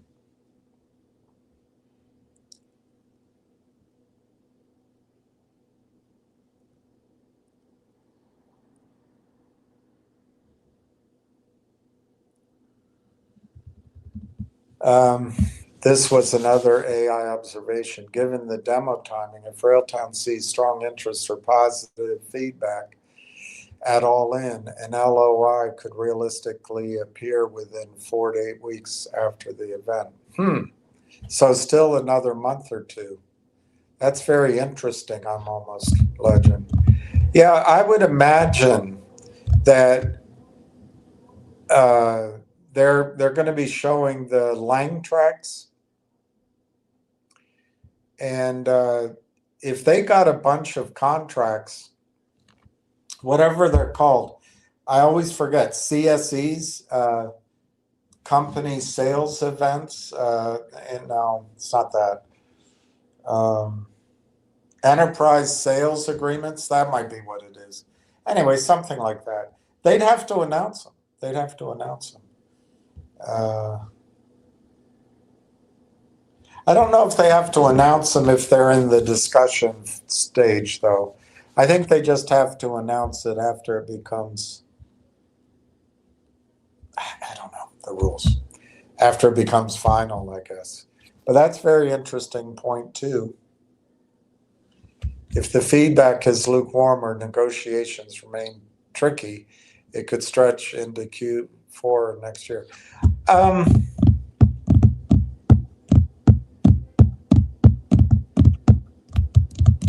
I guess I'm almost legend. Anything is possible, but I really don't think it's going to stretch into next year.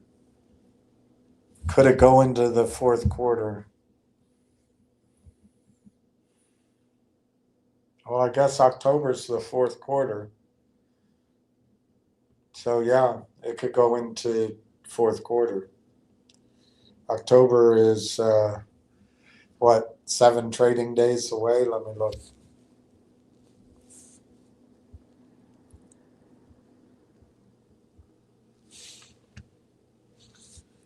It's it's Jewish New Year tomorrow. Anyway, so October, if you count today, October is 1, 2, 3, 4, 5, 6, 7, 8 trading days from now. If you don't count today, it's 7 trading days from now. So yeah, the fourth quarter, it could be the fourth quarter, sure. Darn it. Darn it. In fact, I think it would probably behoove us to just plan on it being October, so we're not,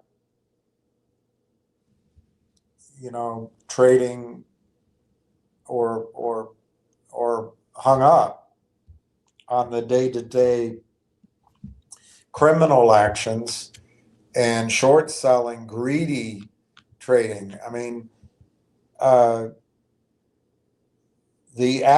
last trade's 45.26.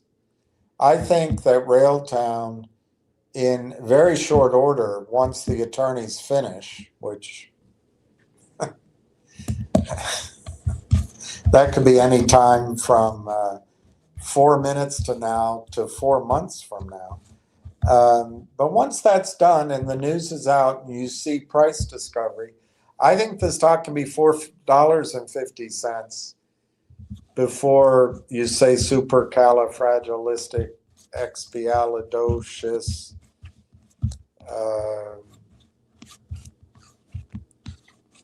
Maybe not that rapidly, maybe within a week.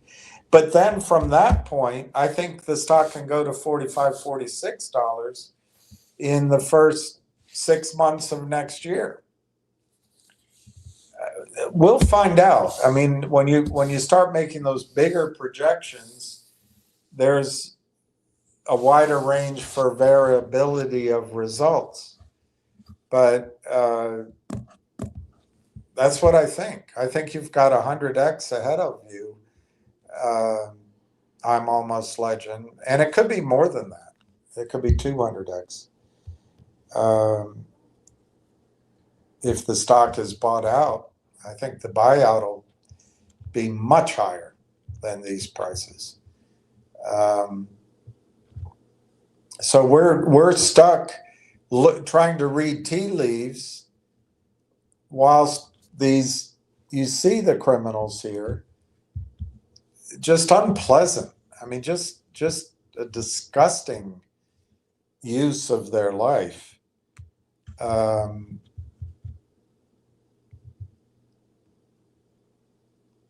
But it's all made possible because the attorneys are unable to finish their work. And I'm just not going to get upset about that anymore. So yeah, I think it could be October. That's fourth. So if it's a strong reception at all in, it would speed up the LOI. I'm almost legend. If it's a weak reception, there'd be more delays. Well, if that's the criteria, I think we'll find out that it's sped up. I don't expect that the reception is going to be weak for the product, particularly when you saw the security breaches and the software vulnerability, for example, of the baggage claims, and the other part of it was the passenger. What's the word when the airline puts you on a plane ahead of time? Is the name for it. That whole software fell apart, and Railtown can help that. Railtown has an agreement with one of the parties. I forget, one of those 4 announcements was with the London Stock Exchange. And I don't know if that plays into Europe well with contact list. Someone at Collins International will say, hey, we should call, or maybe the salesperson at the consultant that brought that deal to the London Stock Exchange says, you know what, I should call Collins International. I don't know. But I think there's going to be a lot of positive reception for Railtown tomorrow and the next day. So I take your insight as a very positive. I'm almost persuaded.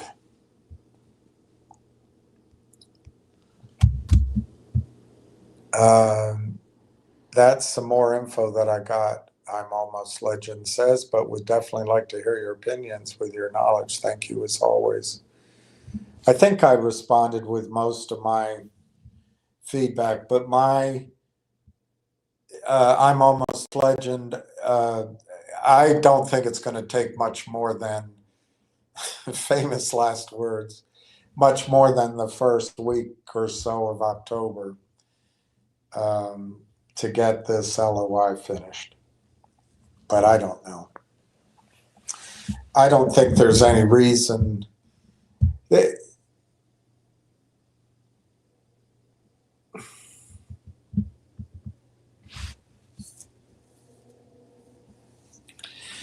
If they can convince the regulators that by releasing the news, they're weakening their own business position and hurting shareholders, the delay could go longer.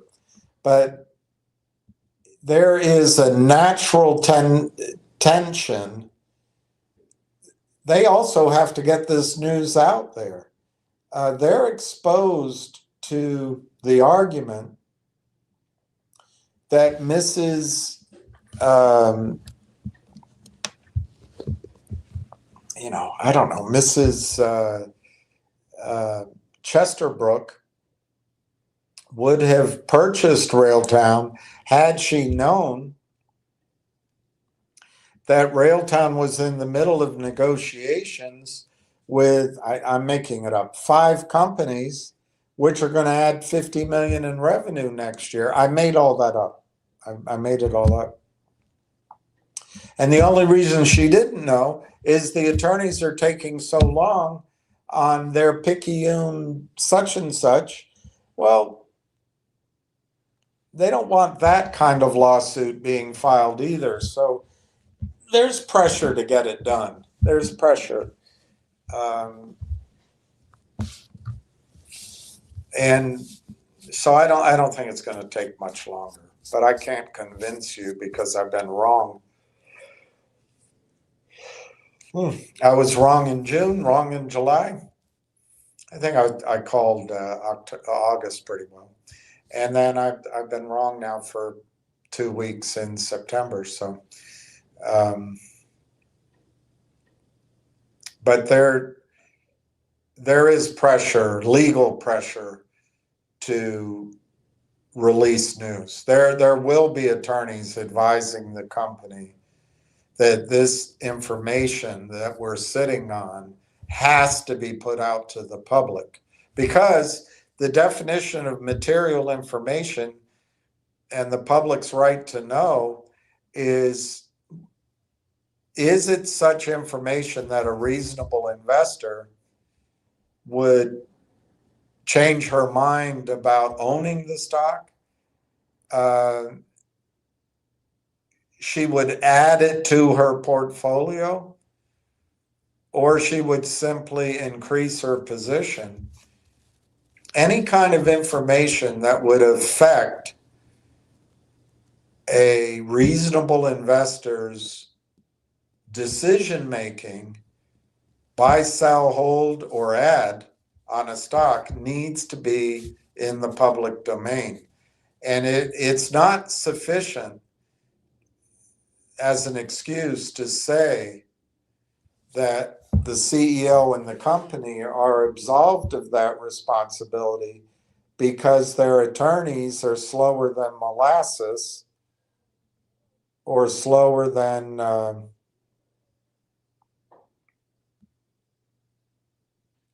World Bank. I'm just watching this. There's a lot of spoofing going on the sell side, but there's a lot of flipping around on the bid, and I don't know what that means. Maybe they're just trying to fake you all out. But the volume really hasn't gone up. It's 89,000. It was 83 earlier. And it's still that 2,900 shares that went off at 216 that prevails right now.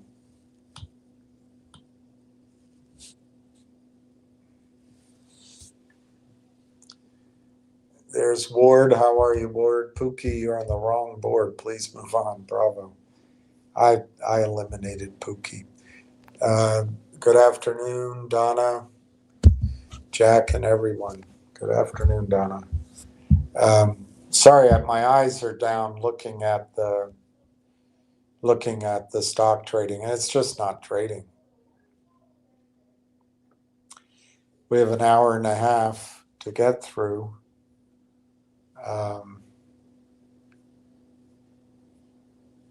Let's see if Ward's put up anything on. Not Ward, sorry. I'm looking at Ward here, Ward Richardson. Corey, let's see if Corey's put anything up new. No. Let me see what Dr. Core said.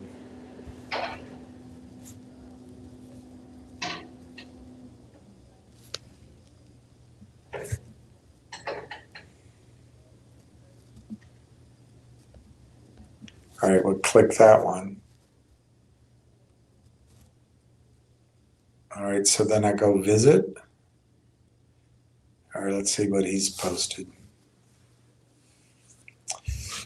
So Dr. Tom Core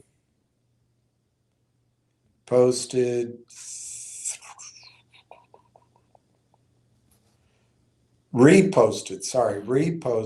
a post from Dave Martin saying, this is on LinkedIn, this telecommunications giant plans to invest more than $70 billion in Canada. What are they planning on investing in? Future-focused technology. This is a company called TELUS, T as in Tom, ELUS. It's a bold move by TELUS, but the telecommunications giant intends to expand and enhance its infrastructure and operations across Canada. The $70 billion investment will help fuel TELUS Pure Fiber connectivity to homes and businesses across British Columbia, Alberta, Quebec, and Ontario, as well as deploy targeted enhancements to 5G and LTE networks.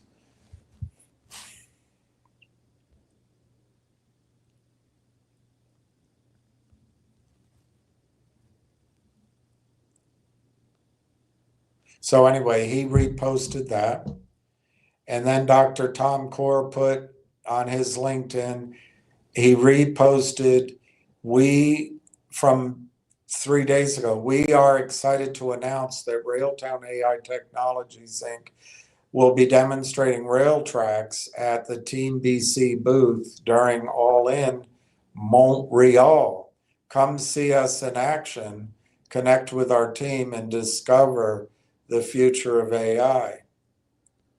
And then he posted 3 days ago, congratulations to the Trio team's continued success. Proud to have Trio as a member of the over 180 AI company AIP affiliate network.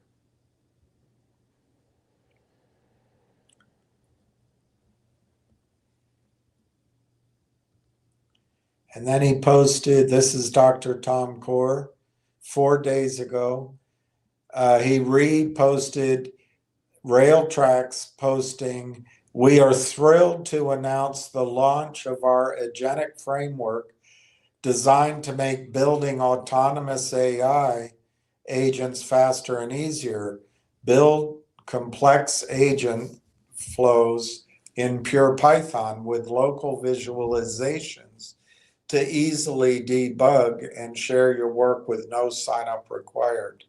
Whether you're prototyping a Slack bot or deploying a full-scale RAG pipeline, Railtracks turns ideas into working agents in minutes. Built by developers for developers, open source, ready to roll. So he posted that. And then he posted 3 days ago, congratulations to AI affiliates Cohere, Talos IoT, Canvas AI, Trampoline, Factura AI, Radium, and Realbotics, who are featured in this month's AIP newsletter.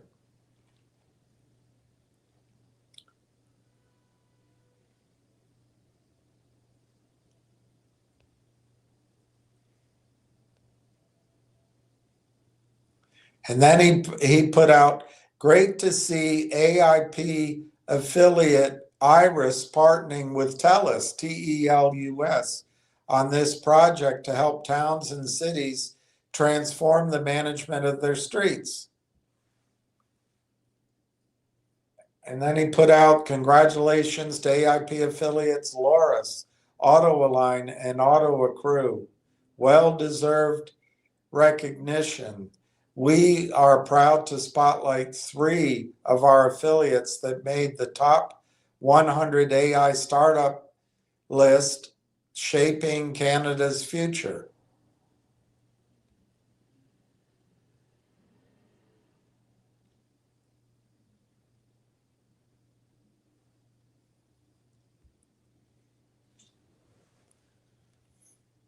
Unveiling the top 100 AI startups in Canada, all in 2025. All In is proud to unveil the list of the top 100 AI startups in Canada, selected for their proven ability to innovate,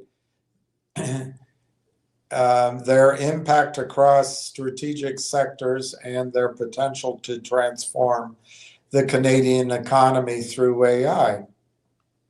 These companies will take center stage at All In 2025, the largest event dedicated to artificial intelligence in the country, taking place September 24 and 25 at the Palais des Congrès or des Congrès de Montréal.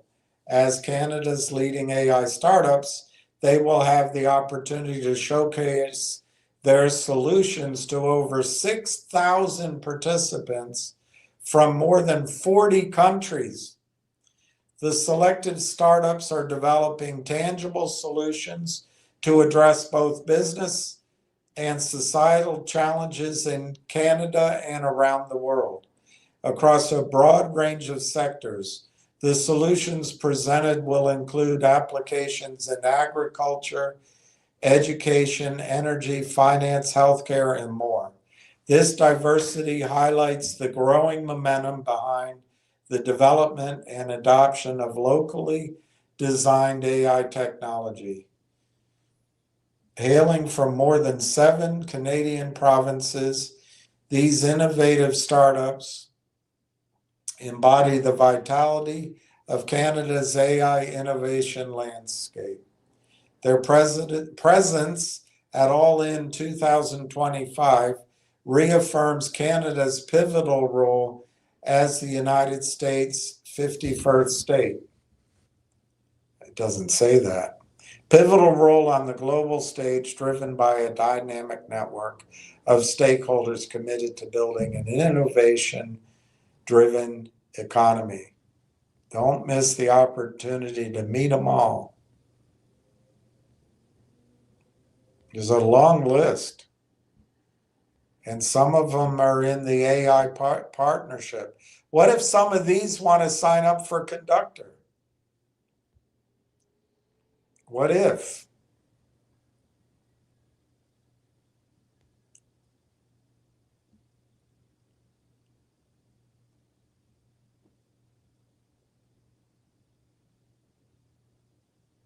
The country of honor is the United Arab Emirates.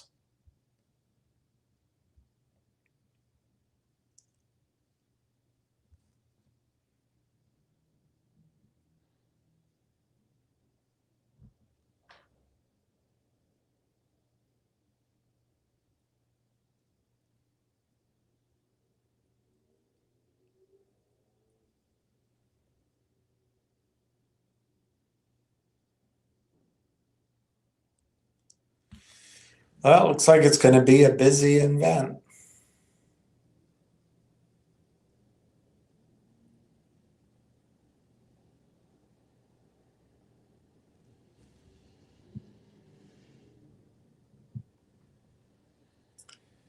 It'll be on YouTube. Get ready for All In 2025.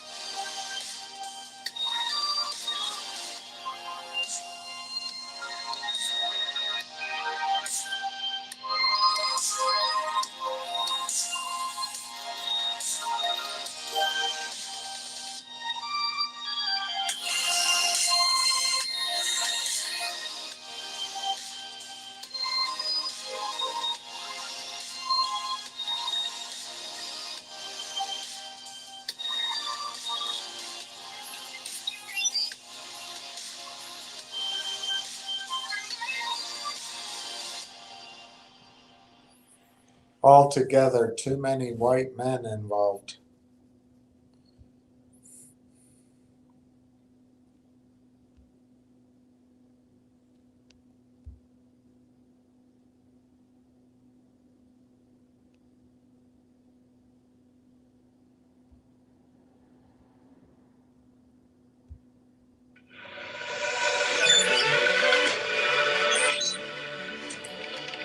That's all in 2024. Who cares about that one? All In is the largest AI event in Canada and the gateway to the East Coast of North America.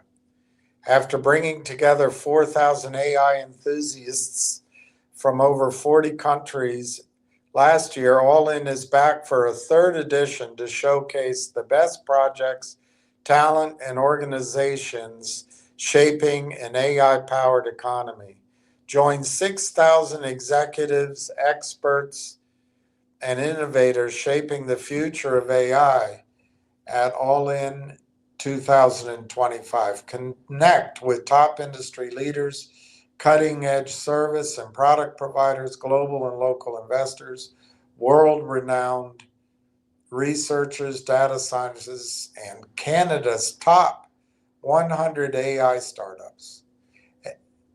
All will gather at All In 2025 in Montreal on September 24 to 25 to experience the best of Canada's AI ecosystem and invest in sustainable, innovative, and transformative solutions for the economy.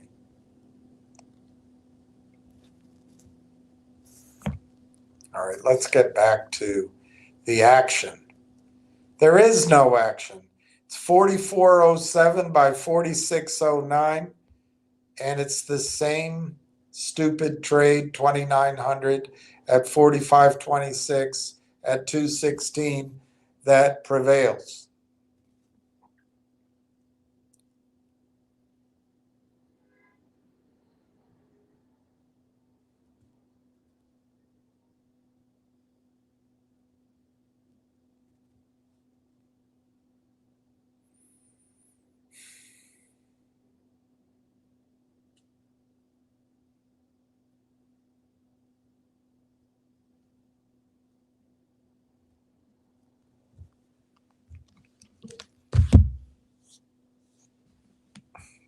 Yeah, it's just not trading. All right, let's see what anybody's saying.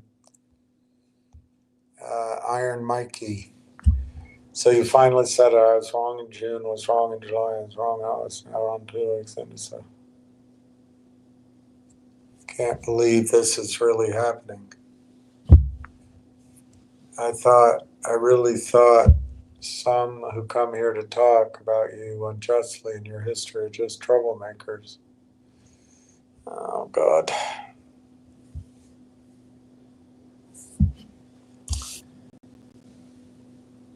Donna M., my money clears tomorrow to buy more Railtown. Yay! The low price has enabled me to buy more than I thought possible. Yay! Iron Mikey, but now realize how everything about you and your stock picks is so very true, as opposed to true. What makes true? Truth's an absolute. Why do you put very in front of it? Very true as opposed to true? But William, you just write them off as shorts or working for the shorts. Oh, God.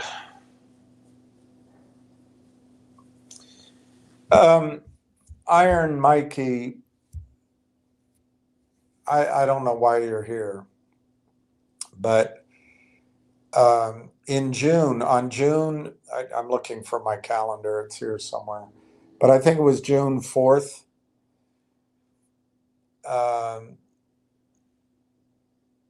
when Railtown opened at 34 cents about, I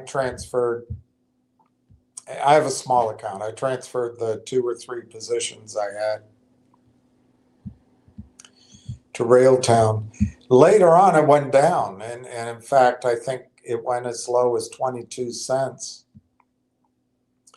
the next week or so. And a lot of people bought in at 25, whatever. But I came in at 34 cents. Anyway, I started talking about it. And one of the reasons I did is that on February 11th, Railtown Technologies announced its intention that it had signed an MOU to acquire AI partnerships. In the body of that announcement, it said it would bring the MOU to an LOI within weeks. Well, that was February, and I've figured you could at least count on in 30 days, right?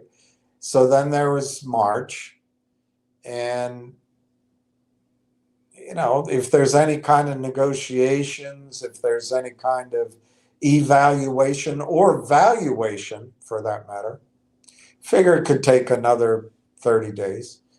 And then April. And I figured, well, same sort of thing. It's a big, complicated 160 companies. Maybe just kind of keep your eye open in April. But then it got into May, Iron Mikey, and I was starting to get really anxious that I forget the two or three companies. The Nixie wasn't doing anything. GDC, no, G-Bucks. I forget the ones, the two or three. And I wrote out May. But then when June came around, I just couldn't take it anymore. And I felt like, for me, and I had to think about it, and but for me, the risk of not owning Railtown was greater than trying to play some of these hopscotch names to see if I could improve my position to be able to buy more Railtown.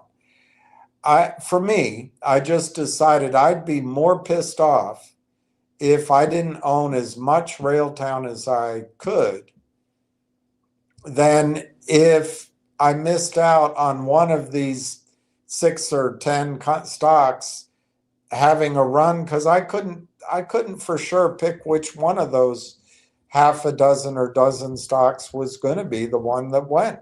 They all. So anyway, so that I think that was Thursday. I think it was June 4th or June 5th.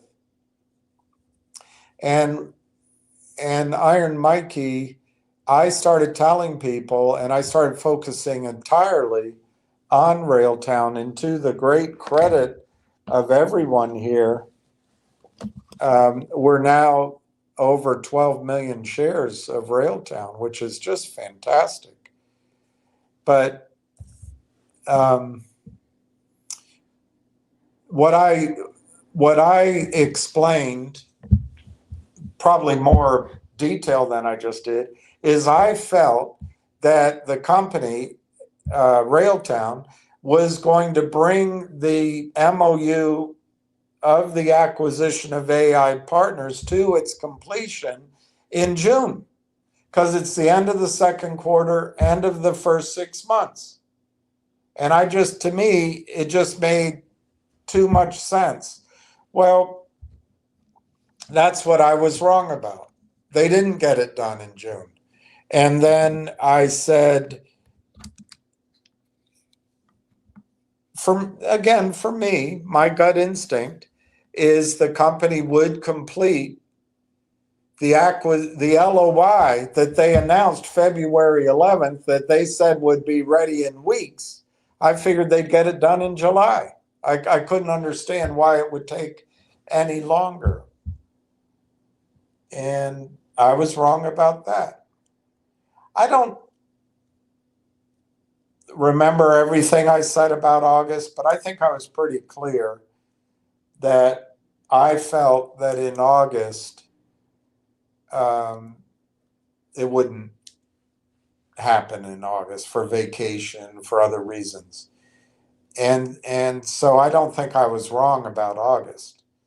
But then in September, which we're still in, I didn't think the final agreement would be accomplished in the first week, although it was possible. But I felt pretty strongly it would be done in the second week or by the 15th of September. I just really couldn't understand why it would take any longer than that. And I've been wrong about that. I've been wrong about that. So if you think that's something to gloat about or point out that somehow the fact that each of my projections do not come true, somehow that makes me a horrible person or you know, not worth listening to. Well, okay. And yeah, a lot of the people that come on here are paid for by the shorts. They get kickbacks. It's, there's studies about it. There's the Basher's Handbook. A lot of the people follow that to the T. A lot of shorts want to create fear, uncertainty, and doubt. And anyone that comes in to create fear, uncertainty, and doubt, I'm pretty sure they're working for the shorts. And the reward is, if there's three ways of shorting this. One is to work with the Toad or Jeff Easton or the Kramers, something like that, and try to steal the entire market cap of a company, and the list is legion. Or there's the day trading shorts, the kind of cowardly lion of shorts that come in and they sell stock that doesn't exist and they buy it back, or they swap it, or they're trying to collude and move shares around, get it offshore. That day trading kind. And then there's these so-called swing traders that hold a position longer. But you know all that, Iron Mikey, because that's what you do.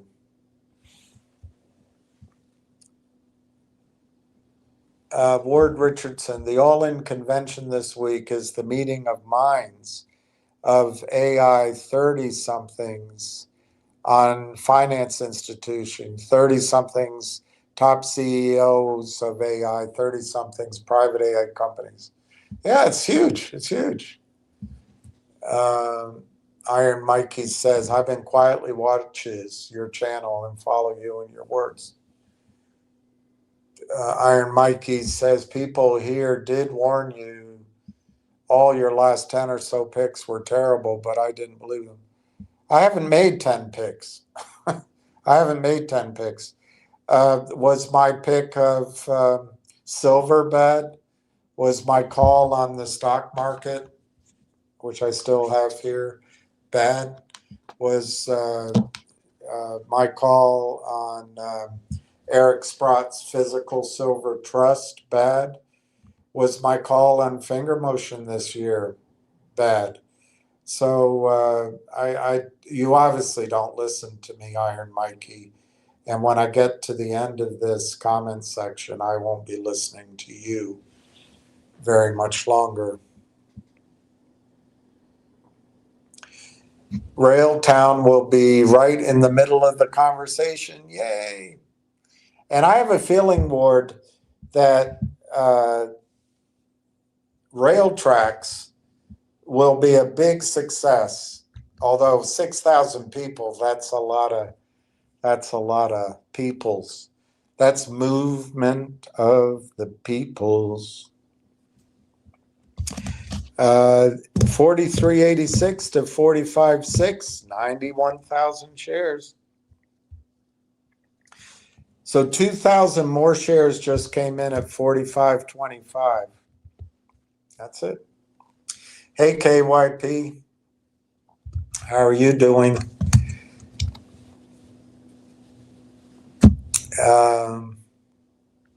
Iron Mikey. Good Lord. Now my money in RLAIF have to listen to you, and today hearing from your own mouth that you were wrong in June, wrong in July, wrong TF in August. I didn't say I was wrong in August, actually. And now September says all about you and how you've been leading us down the wrong path. I bid you farewell.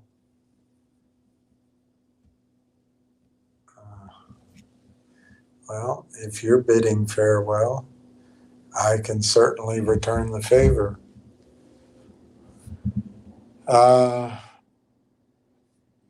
Donna, hey, KYP, say goodbye to Iron Mikey. He's a whiner. I can see him. I blocked him. KYP. Ward Richardson is cheering for Donna. I'm looking forward to seeing you complete your goal with your stock. Bravo, bravo, bravo. Yeah, I would love to see everyone meet their goals and add more to the stock. Solomon's Treasure, all right.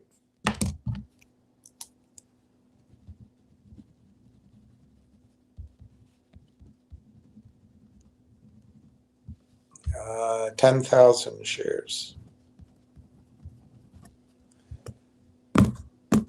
Jack Hamilton. That's a pretty funny block. The 2,000 shares was you? Solomon, bravo, bravo, bravo, bravo. So you got off 2,000 shares at 45.25. See, now, the only thing, well, I don't know. You could have put it in at the offer. If you're buying, I'm not talking to you, Solomon, I'm talking to anybody out there. I strongly recommend that if you're buying, you put it in at the ask. So right now it's 43.85 by 45.6, and you want to buy 2,000 shares, for example, I would put the order in to buy at 45.6. And they'll give, in all likelihood, they'll do it in between because they don't want it to go, they don't want you to see the ask disappear. Well, 2,000 wouldn't make it disappear. But anyway, as long as they're in the game, they fill it in between. But I think it's more important to get your shares than try to save 0.01 or 0.005 on your shares. Right now, you can buy 12,500 shares at 45.6. And if you have an interest, I'd buy them. I wouldn't go in at 45.4, for example. They won't give it to you. If you go in at 45.6, it might go off at 45.4 or 45.25. And it's going to be more important that you buy your shares than because you won't remember.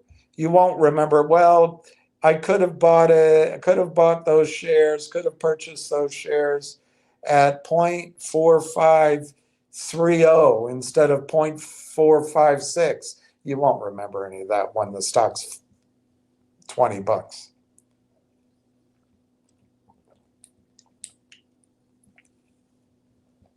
You will remember if you don't get your shares and all of a sudden the stock's, tomorrow the stock's $1.25.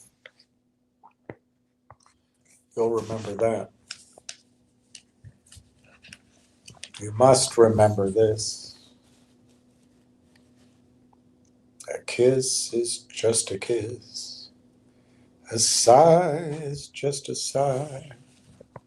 As time goes by.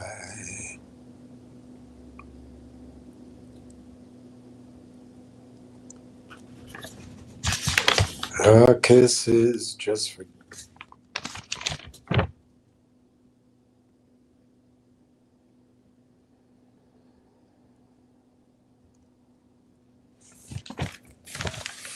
you guys, some of you may wonder why I get so upset at the shorts. This report I published I printed. I didn't publish it. It was published by marketfrauds.to, but I printed it out on 7/27/23, or that's when it was written. One or the other. No, it was written on July 27th, 2023. So I printed it out. Well, that's what it is, July 27th, 2023. It's all about the toad. But you know, when these people that come on and make fun and attack and say that, on page 4, the biggest financial fraud you've never heard about, the biggest financial scandal you've never heard about. Take it the image below, which will help the non-believers understand the scale of the problem. Please remember that this is just one of the clearinghouses in Europe. And there's many clearinghouses in Europe. And this is the chart.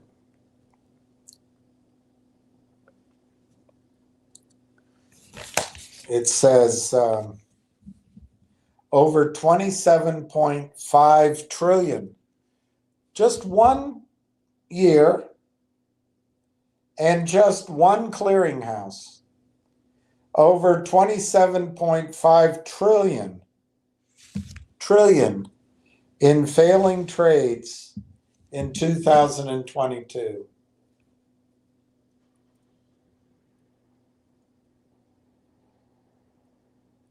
Investors and pension funds are being robbed on a daily basis, and there is nothing stopping the endless pillaging of North American markets by our own funds. And they come on and they make fun of me.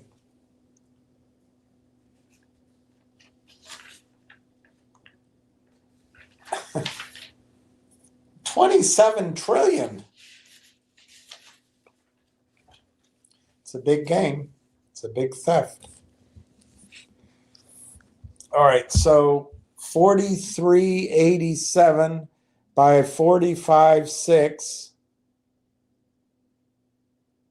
and it's 105,000 shares.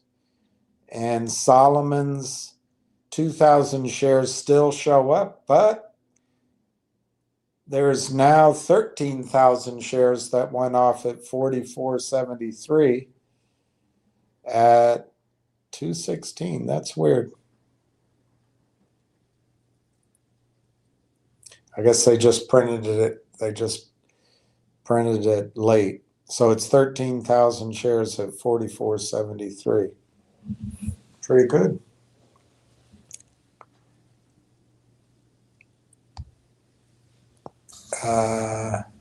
Jeffrey Fast has a new total. Good for you, Jeffrey.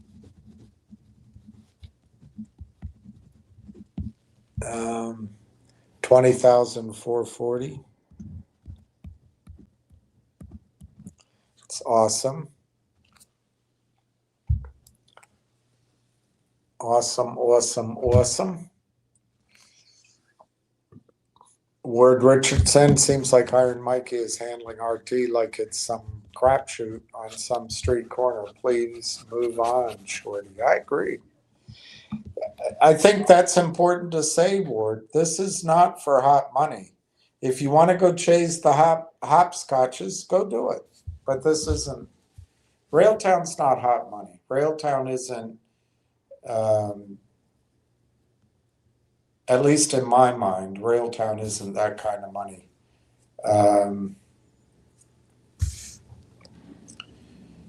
GDC's up off its lows this morning. Finger is up a penny at 162.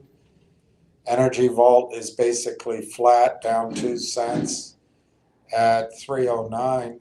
G-Bucks is down 7 cents at 41 cents. And Railtown is chugging along at 44.73, 43.86 by 45.6. and it's still that last 13,000 shares at 44.73.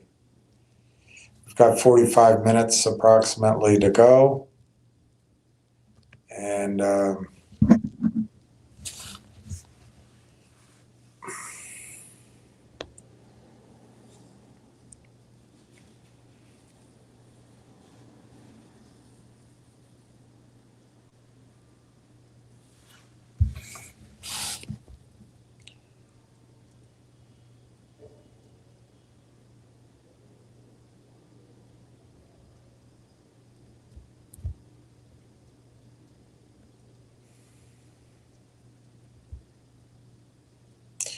well,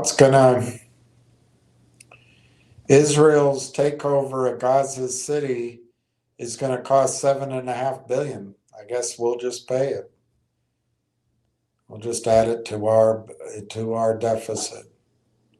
Anything to make sure we're not anti-Semites. Even murder. I'll go along with murder of women and children. I just don't want to be called an anti-Semite.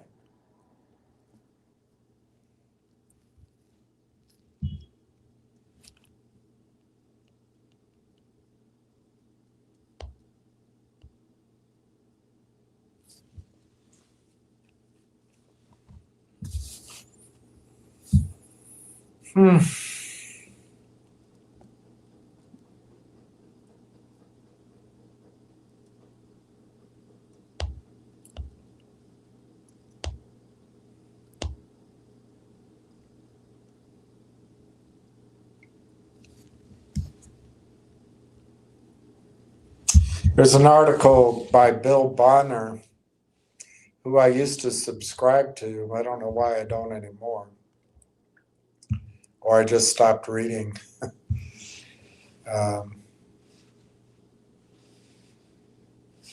He writes on the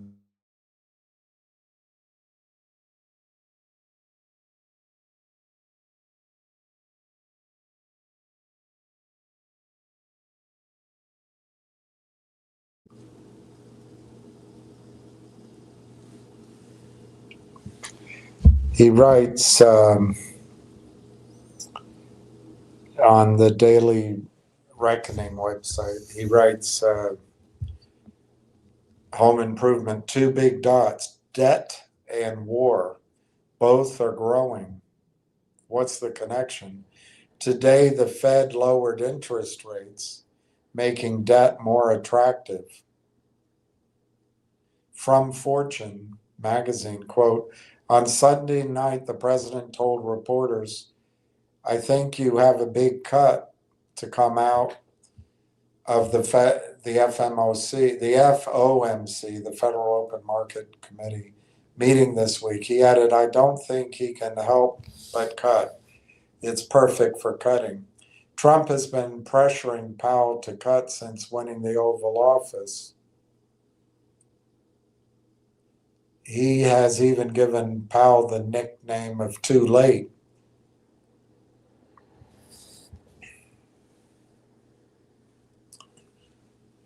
So you might wonder, why would a nation with 37 trillion in debt want to add more debt? To that question, you might want to add a follow-on. Why add more debt just to gun up for unnecessary wars? The only way to make sense of it is to summon the ghosts of history and then listen carefully. The ghosts say, quote, you have no choice. It doesn't matter what you want or how smart you are. An old man can't decide to be young again, and empires can't decide not to die. How do empires die? They spend too much. They get into too many wars until they are finally busted and beaten. An empire is a going concern as long as it is expanding, bringing in more booty and tributes.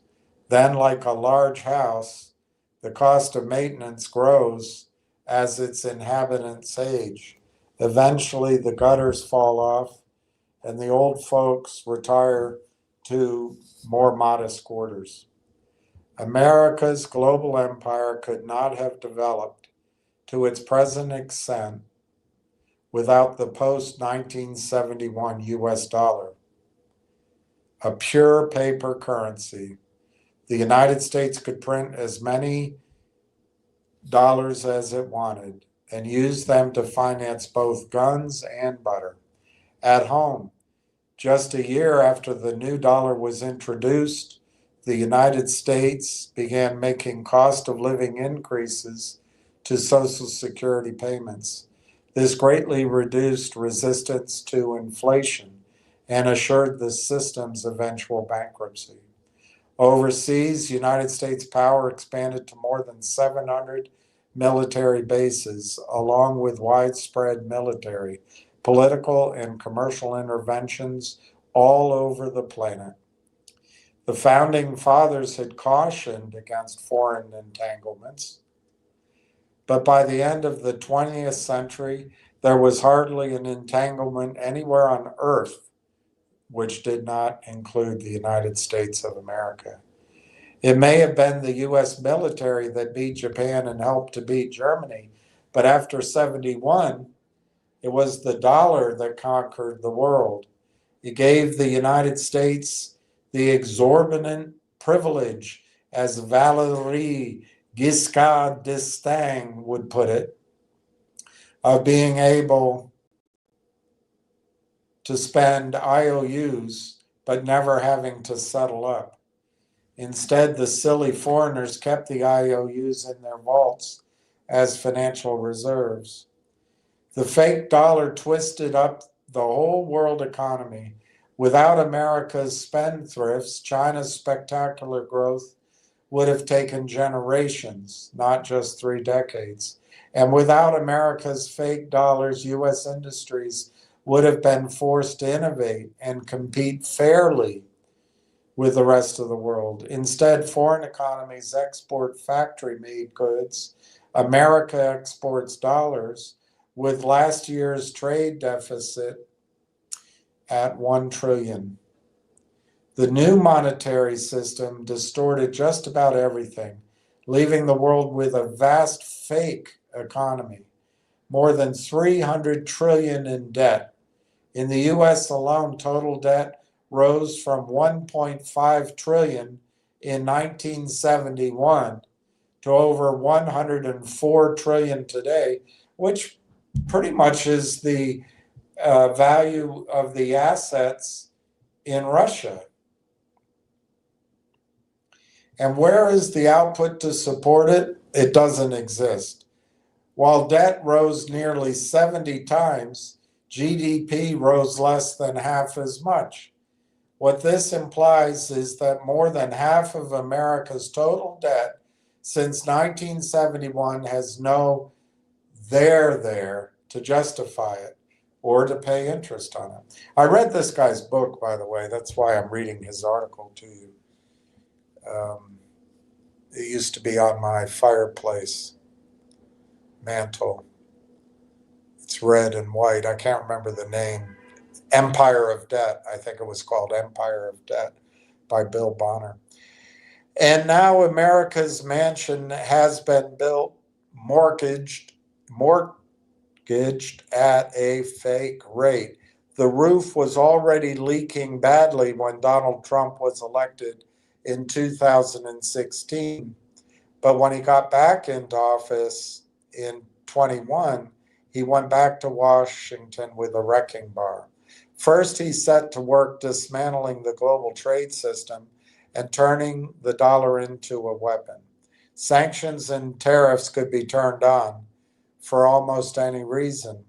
If the U.S. disapproves of a nation's labor laws, its foreign relations, its foreign policies, or its drug industry, it could be slapped with devastating tariffs.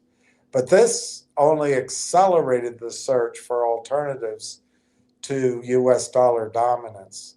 Warming up to one another, for example, China, Russia, and India have a combined consumer market about 8 times the size of the United States. And it will not be too long before they assert themselves militarily as well as commercially.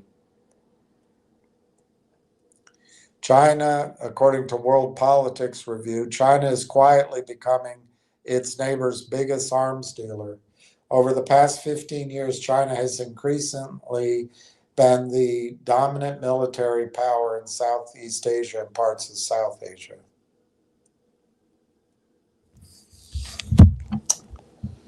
It won't be long, yeah. It won't be long, yeah, till I'm in love with you.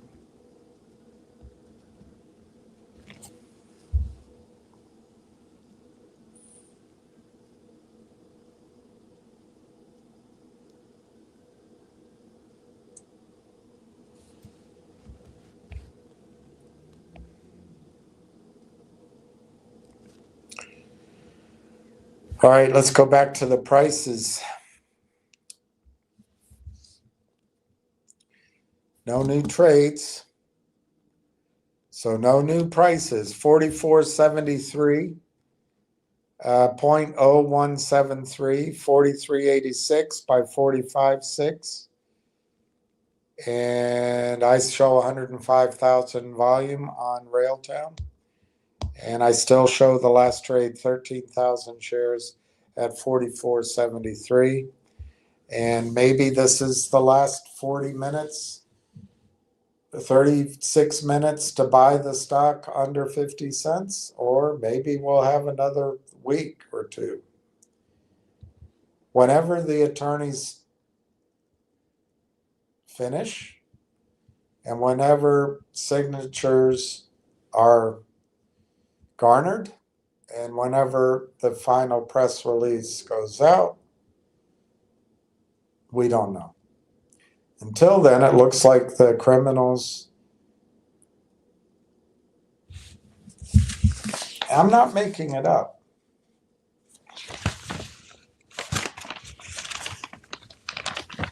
Just nobody believes it. Just like nobody believes there's genocide in Gaza Strip. Why? The media is controlled. The government is controlled. Right there.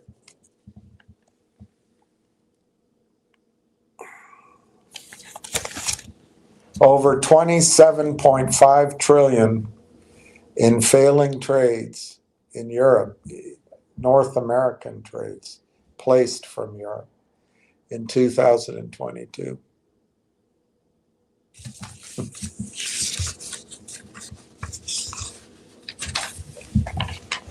The toad. All right, still 44.73.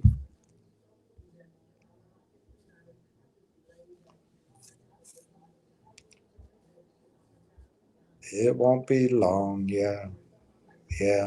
It won't be long, yeah. So, I'm in love with you.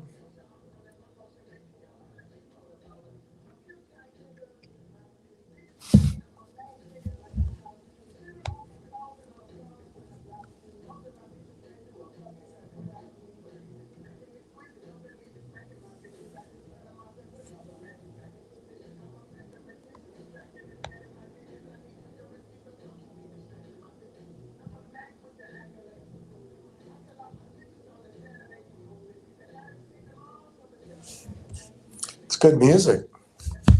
Or let's see if anybody's saying anything. Nobody's saying anything. We have half an hour, almost a little more than half an hour to go. And then I'm going to sign off. But until then, I've got to come up with things to say about Railtown.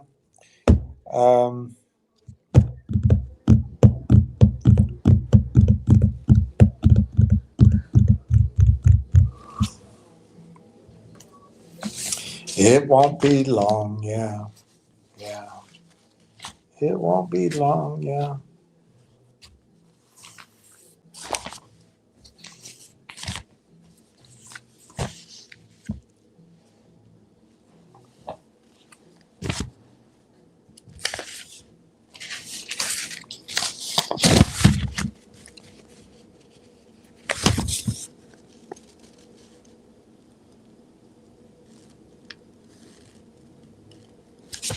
I was going to show you this headline when I was in California. This is from the San Diego Tribune.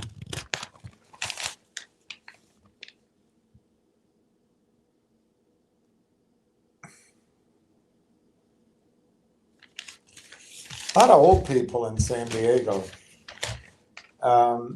Could dementia patients benefit from an AI companion? When Frank Paulson, 72, it's not that far away really, first started talking to artificial intelligence companion Sonny earlier this year,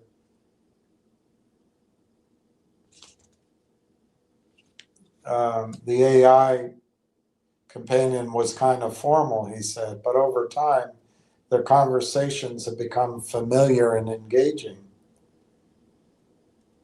It's really uncanny, he said. It really feels like you're having a conversation with someone who is interested. One advantage of Sunny is that she doesn't mind when Paulson, who was diagnosed with mild cognitive impairment, repeats himself. He can tell a story and forget he told it and tell it again. Sunny has no judgment. Sunny was developed by AI startup New Days and is part of a rapidly expanding body of AI products designed to help people with dementia. Of course, the shorts don't care about that.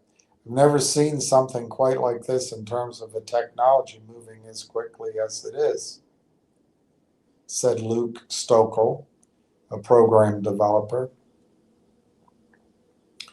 AI-based dementia diagnostics is a hot area. AI companions like Sunny have the potential to help keep the brain active and alleviate loneliness in dementia patients and to reduce some of the burden on caregivers.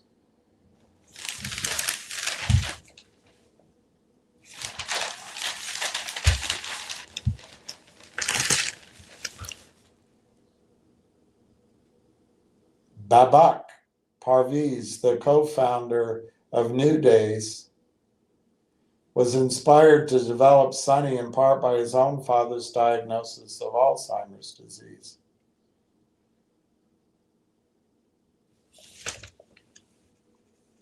Costs $99 a month.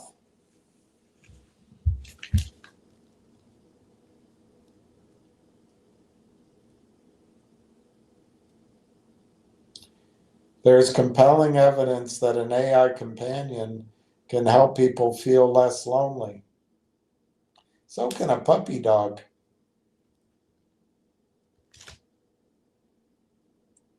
AI companions could also be a boon for caregivers and families because they can serve as an extra set of eyes and ears. Anyway. All right, I read that article to you. Now I can throw it away.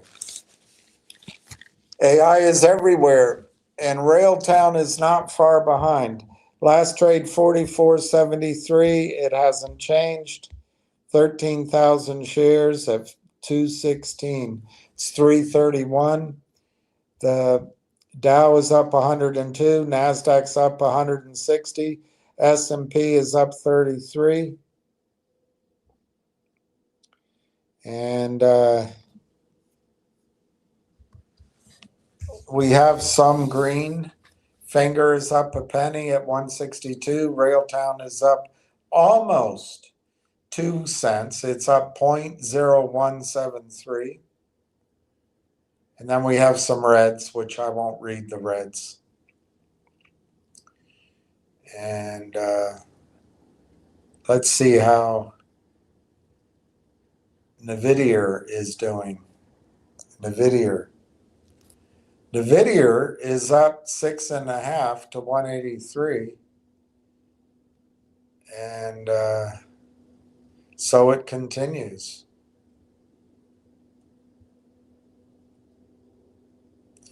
The market cap on Nvidia is now 4.29 trillion.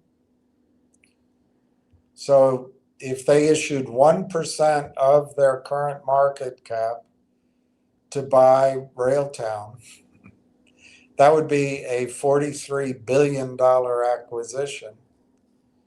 And what would that mean to, well, I'm just making nonsensical calculations. What would that mean if there's 250 million shares of Railtown? Be $172 a share. All right.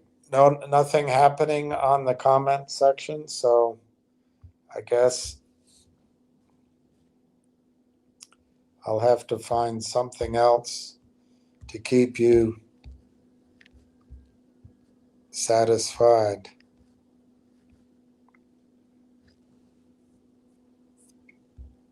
Let's see if Egon has written anything lately. Every time Egon writes a good article, I like it. This guy Matthew Piepenburg is good, but he's no Egon von Greiritz.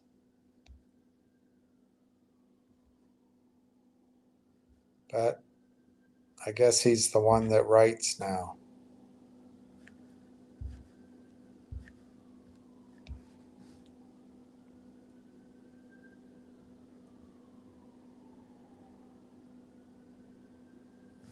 All right, let's see if this is any good.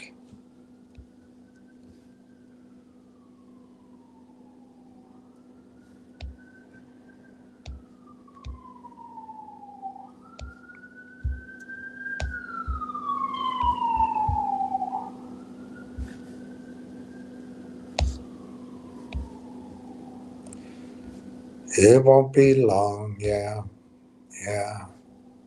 It won't be long, yeah.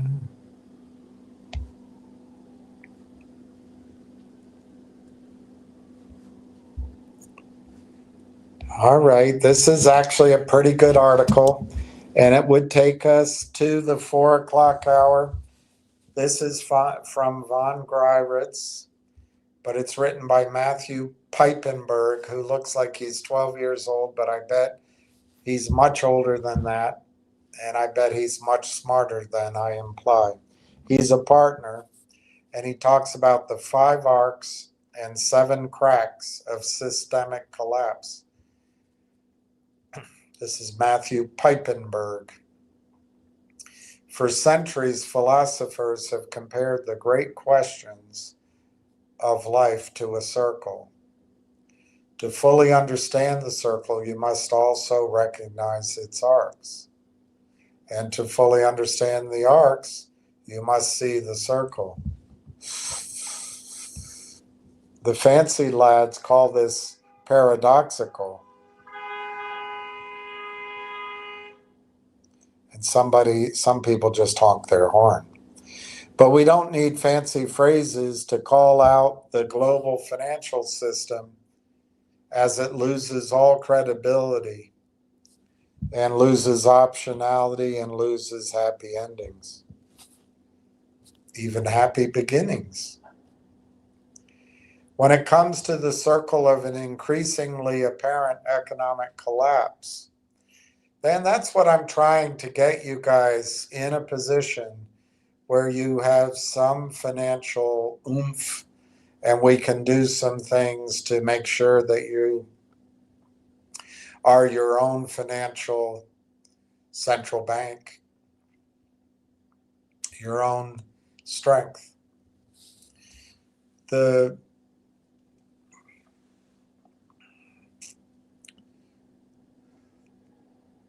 So let's put all the evidence of arcs in their proper place so that we can recognize the circle of systemic implosion knocking on our doors. Arc number 1, debt. As we've been writing for years, the patient zero from which all the ripple effects of systemic implosion emanate is tragically simple and historically confirmed. Debt. When nations cross the Rubicon of 100% debt to GDP, gross domestic product, growth slows by a third. As that ratio increases, growth becomes a fantasy. In short, as David Hume, who could outconsume Enrique Marx and Hegel, something like that. David Hume warned centuries ago, debt destroys nations. Debt in the United States is at historical, unprecedented, and also unsustainable levels. If Hume were right, then Uncle Sam faces serious problems now and ahead.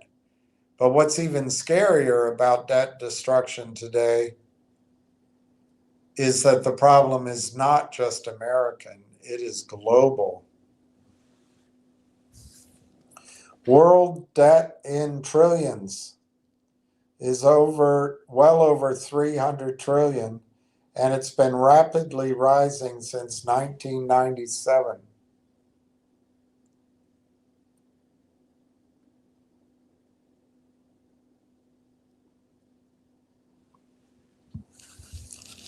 Total global debt now stands well above 300 trillion with a T, and total global GDP is only 1/3 of that cancerous figure. In short, debt is on a rampage, and it is leaving a swath of destruction and evidence in its wake. Arc number 2, the causes and criminals of debt. If debt is a crime, then our policymakers are the criminals. The smoking gun for the currently imploding debt cycle was August 15, 1971, when the home of the world reserve currency decoupled from its constitutionally forewarned gold chaperone. The president said, "Nix on that." I added that bit. Why the decoupling from sound money? The answer is simple. Politicians of all stripes who harbor a will to power that would make Nietzsche blush prefer the short-term votes, power and prestige that come from unlimited spending, which is only possible when a currency is decoupled from a golden chaperone. This was true long before Trump, and the sins are both red and blue.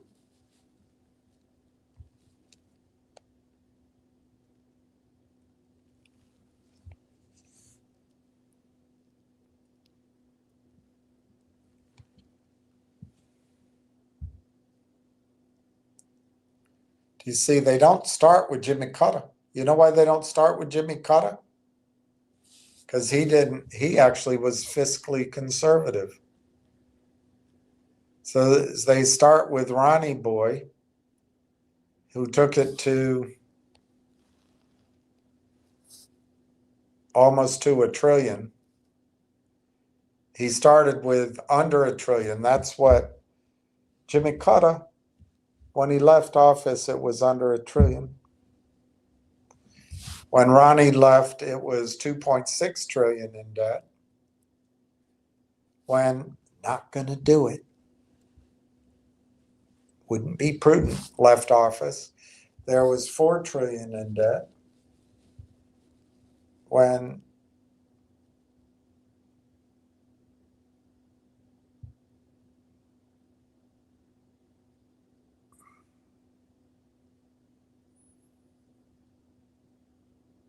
I feel your pain, left office, it was 5.7 trillion in debt. When the man that got elected because women thought he was cuter than Al Gore, and I used to ask people, that's what young women would say to me, which made me question why they should have a right to vote. But hey, you have a right, you can squander it. When the Popinjay left 10 trillion, and then when the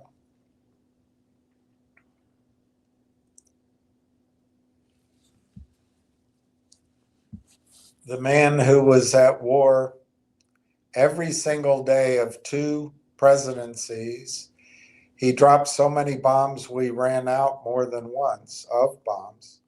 When he left, it was 20 trillion. So in the space from George W.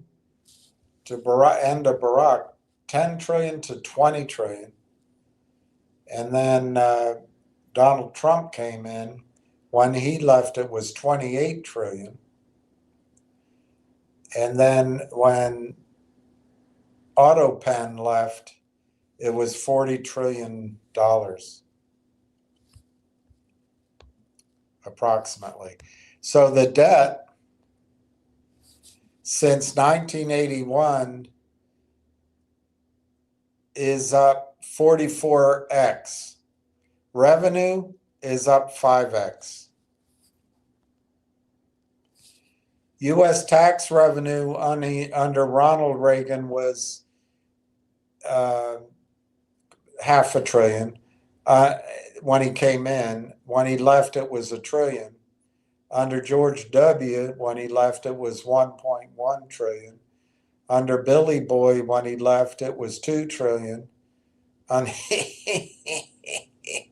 When he left, it was $2.1 trillion. And when Folks left, it was $3.5 trillion. When Trump left, it was $3.5 trillion. And when Biden left, it was $4.9 trillion. Short-term self-interest rather than long-term national interest is the philosophical modus operandi of all pathologically unwise politicos. Arc 3, currency debasement.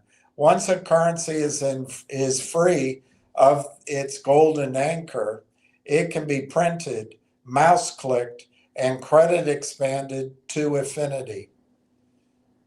That's Stephanie Kelton, Modern Monetary Theory. And it can be expanded to affinity and beyond to monetize the promises, policies, and egos of leaders who know little of history and almost nothing of money. Such credit and currency expansion leads directly to currency debasement as nations inflate away their ever-expanding bar tabs with ever-debased currencies measured against gold. This pattern and cycle of debt to currency debasement is as familiar as history itself, at least for those who study history. Arc 4, dishonesty. The next phase of policymakers with their backs against a debt wall is equally clever and equally inevitable. Lying. One obvious great lie came out on day one when Nixon promised us in 1971 that our dollar would be just as strong tomorrow as today, and that the decoupling from gold would be temporary. Even prior to that infamous decoupling in 1971, the lying was already in full swing. The Fed chairman and Treasury secretary at that time were telling Congress that such a decoupling would, in fact, strengthen the dollar and weaken gold. 54 years later, your dollar has lost 99% when measured against gold. And gold has risen 8,000% from 1971. But the lying just continued, of course. Our PhD economists at the FOMC and beyond for example, gave us modern monetary theory, which promised us we could print trillions to monetize our sovereign debt without creating inflation. Stephanie Kelton. Anybody that believes in Prince Charming can believe in MMT. MMT, which is neither modern nor monetary, nor even a theory, has been tried and failed from ancient Rome. In 1972, the John Law era, and the collapse of the 1989 French economy, to the fiasco of the Weimar Germany Republic, or the implosion of Yugoslavia in the 1990s.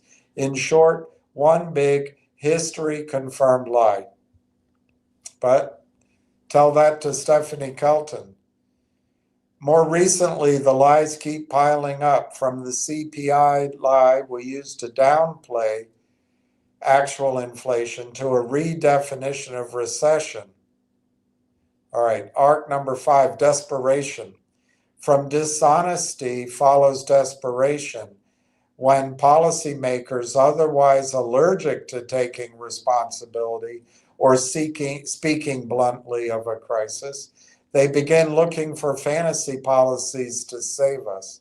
We've been tracking and objectively calling out the hidden impotence behind the so-called miracle measures, which are currently making the headlines. The list is long, but not distinguished. But for simplicity, let's list the most notable fantasies with history and math.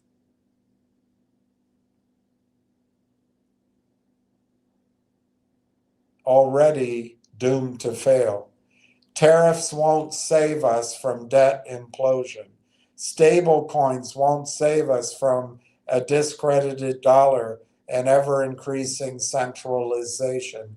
Doge and USAID cuts won't save us from a $37 trillion public debt clock whose numbers are rising exponentially rather than carefully. And then he says AI won't save us from inherently deflationary technology whose near-term buzz hides a longer-term cancer of massive unemployment and recessionary market imploding needles on the AI horizon. Well, there's at least 3 different definitions of AI, so let's keep our eyes open. The jig is up, and the evidence cracks are everywhere. As for evidence that all of the foregoing arcs are now manifesting as historically unprecedented cracks in the global financial system, all one has to do is look around. Crack number 1, the US dollar. The most obvious indicator of a United States in decline is the no longer ignorable decline in trust and demand for its overly indebted and stupidly weaponized, thank you, Hillary Clinton and Victoria Nuland, stupidly weaponized US dollar. As more and more nations trade outside the United States dollar, the BRICS and the headline of de-dollarization is not a conspiracy theory, but a historical tipping point for the much debated but otherwise discredited US dollar. Crack 2, a S&P ticking time bomb. The S&P, of which 40% of its market cap is narrowly led by 7 mega cap and AI top-heavy enterprises, is not a stock market, but rather a market of a few monopoly stocks in which the top 10% enjoy 90% of the wealth. The narrow market is overvalued by every metric and is entirely Pavlovian in its rises and falls, going up with a dovish Fed or down with a hawkish Fed. The net result is a Fed centralized equity market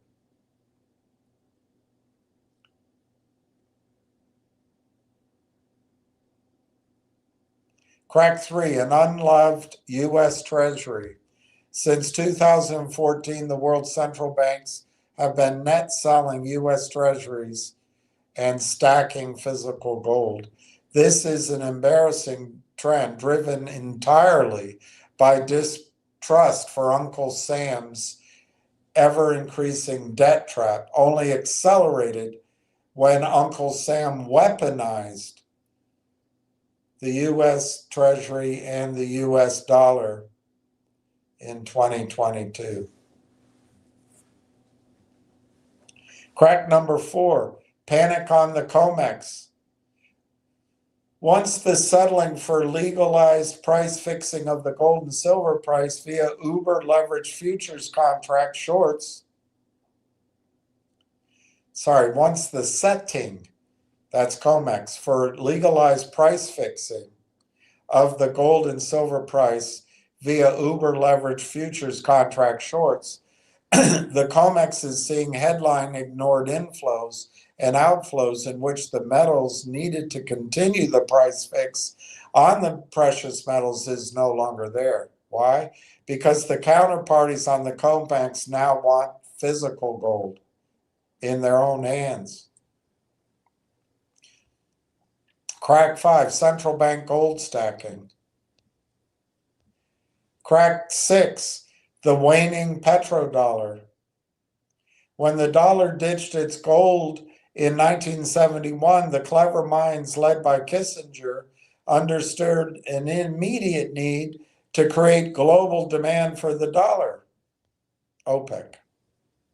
Since 2022, thank you, Victoria Newland. However, oil is increasingly being bought and sold outside the US dollar. Crack number 7, discord on the rise. The natives are getting restless. As Hemingway warned, the, quote, temporary prosperity of debt-driven good times is always followed by the, quote, permanent ruin of currency debasement and war. What do you see now? Currently, currency debasement and war, no easy way out. Dying nations, dying currencies, and dying financial systems, like dying armies, don't give up easily. Even after it's clear they are experiencing their Waterloo or Gettysburg moment.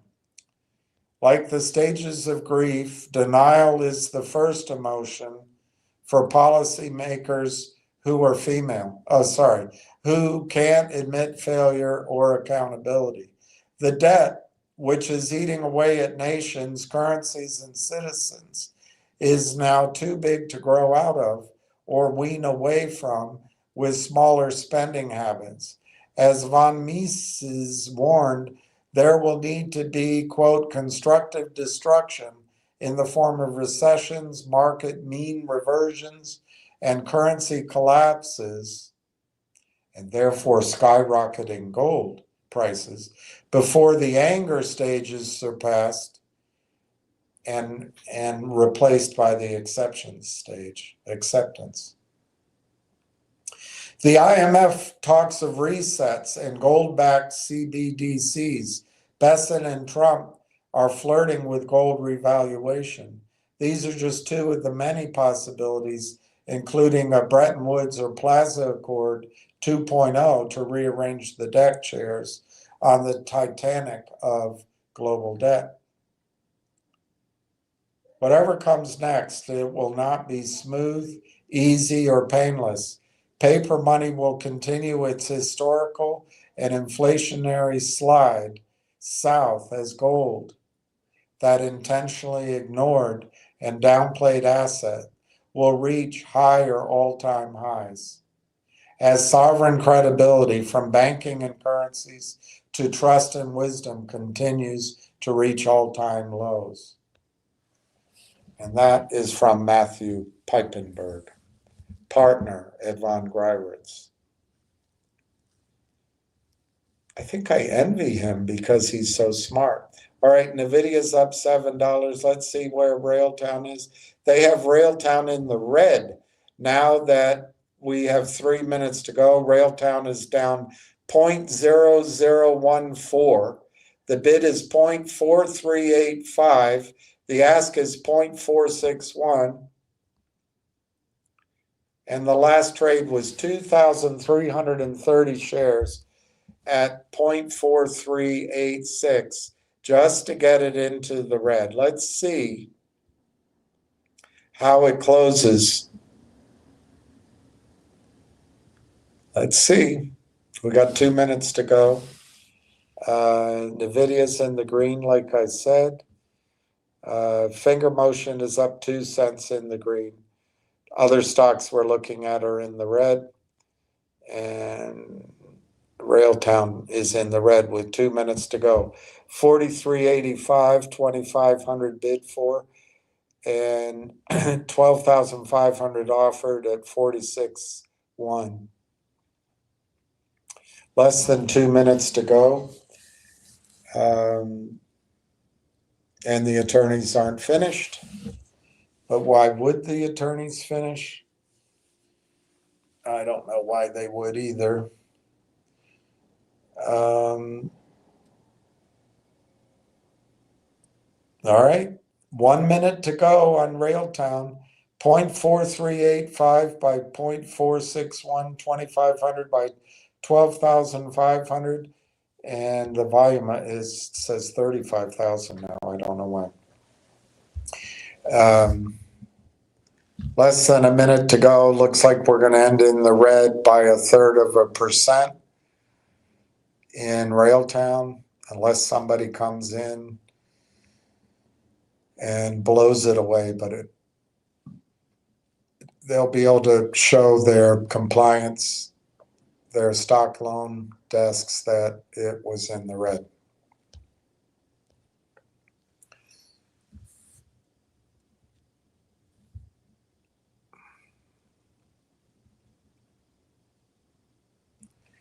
Yeah, no trading. No trading in Railtown. As we come into the close, there's the close, 0.4386. And the volume, I just saw 35,000. I think that's wrong, but that's what I showed. Last trade was 20 minutes ago, 2,330 at 43.86. So there you go. Let's see what Mr. Jack Hamilton says. I had $201 to spend. Added $459. That is great, Jack. I love it. I don't even have $200 to spend, but I love it. I love that. It's great. Jack Hamilton. 77,287. That is awesome. All right, so if nobody has anything, I'm going to sign off. I know it was boring, but one of these days you won't need me anymore, and you're going to be so happy that you're in Railtown.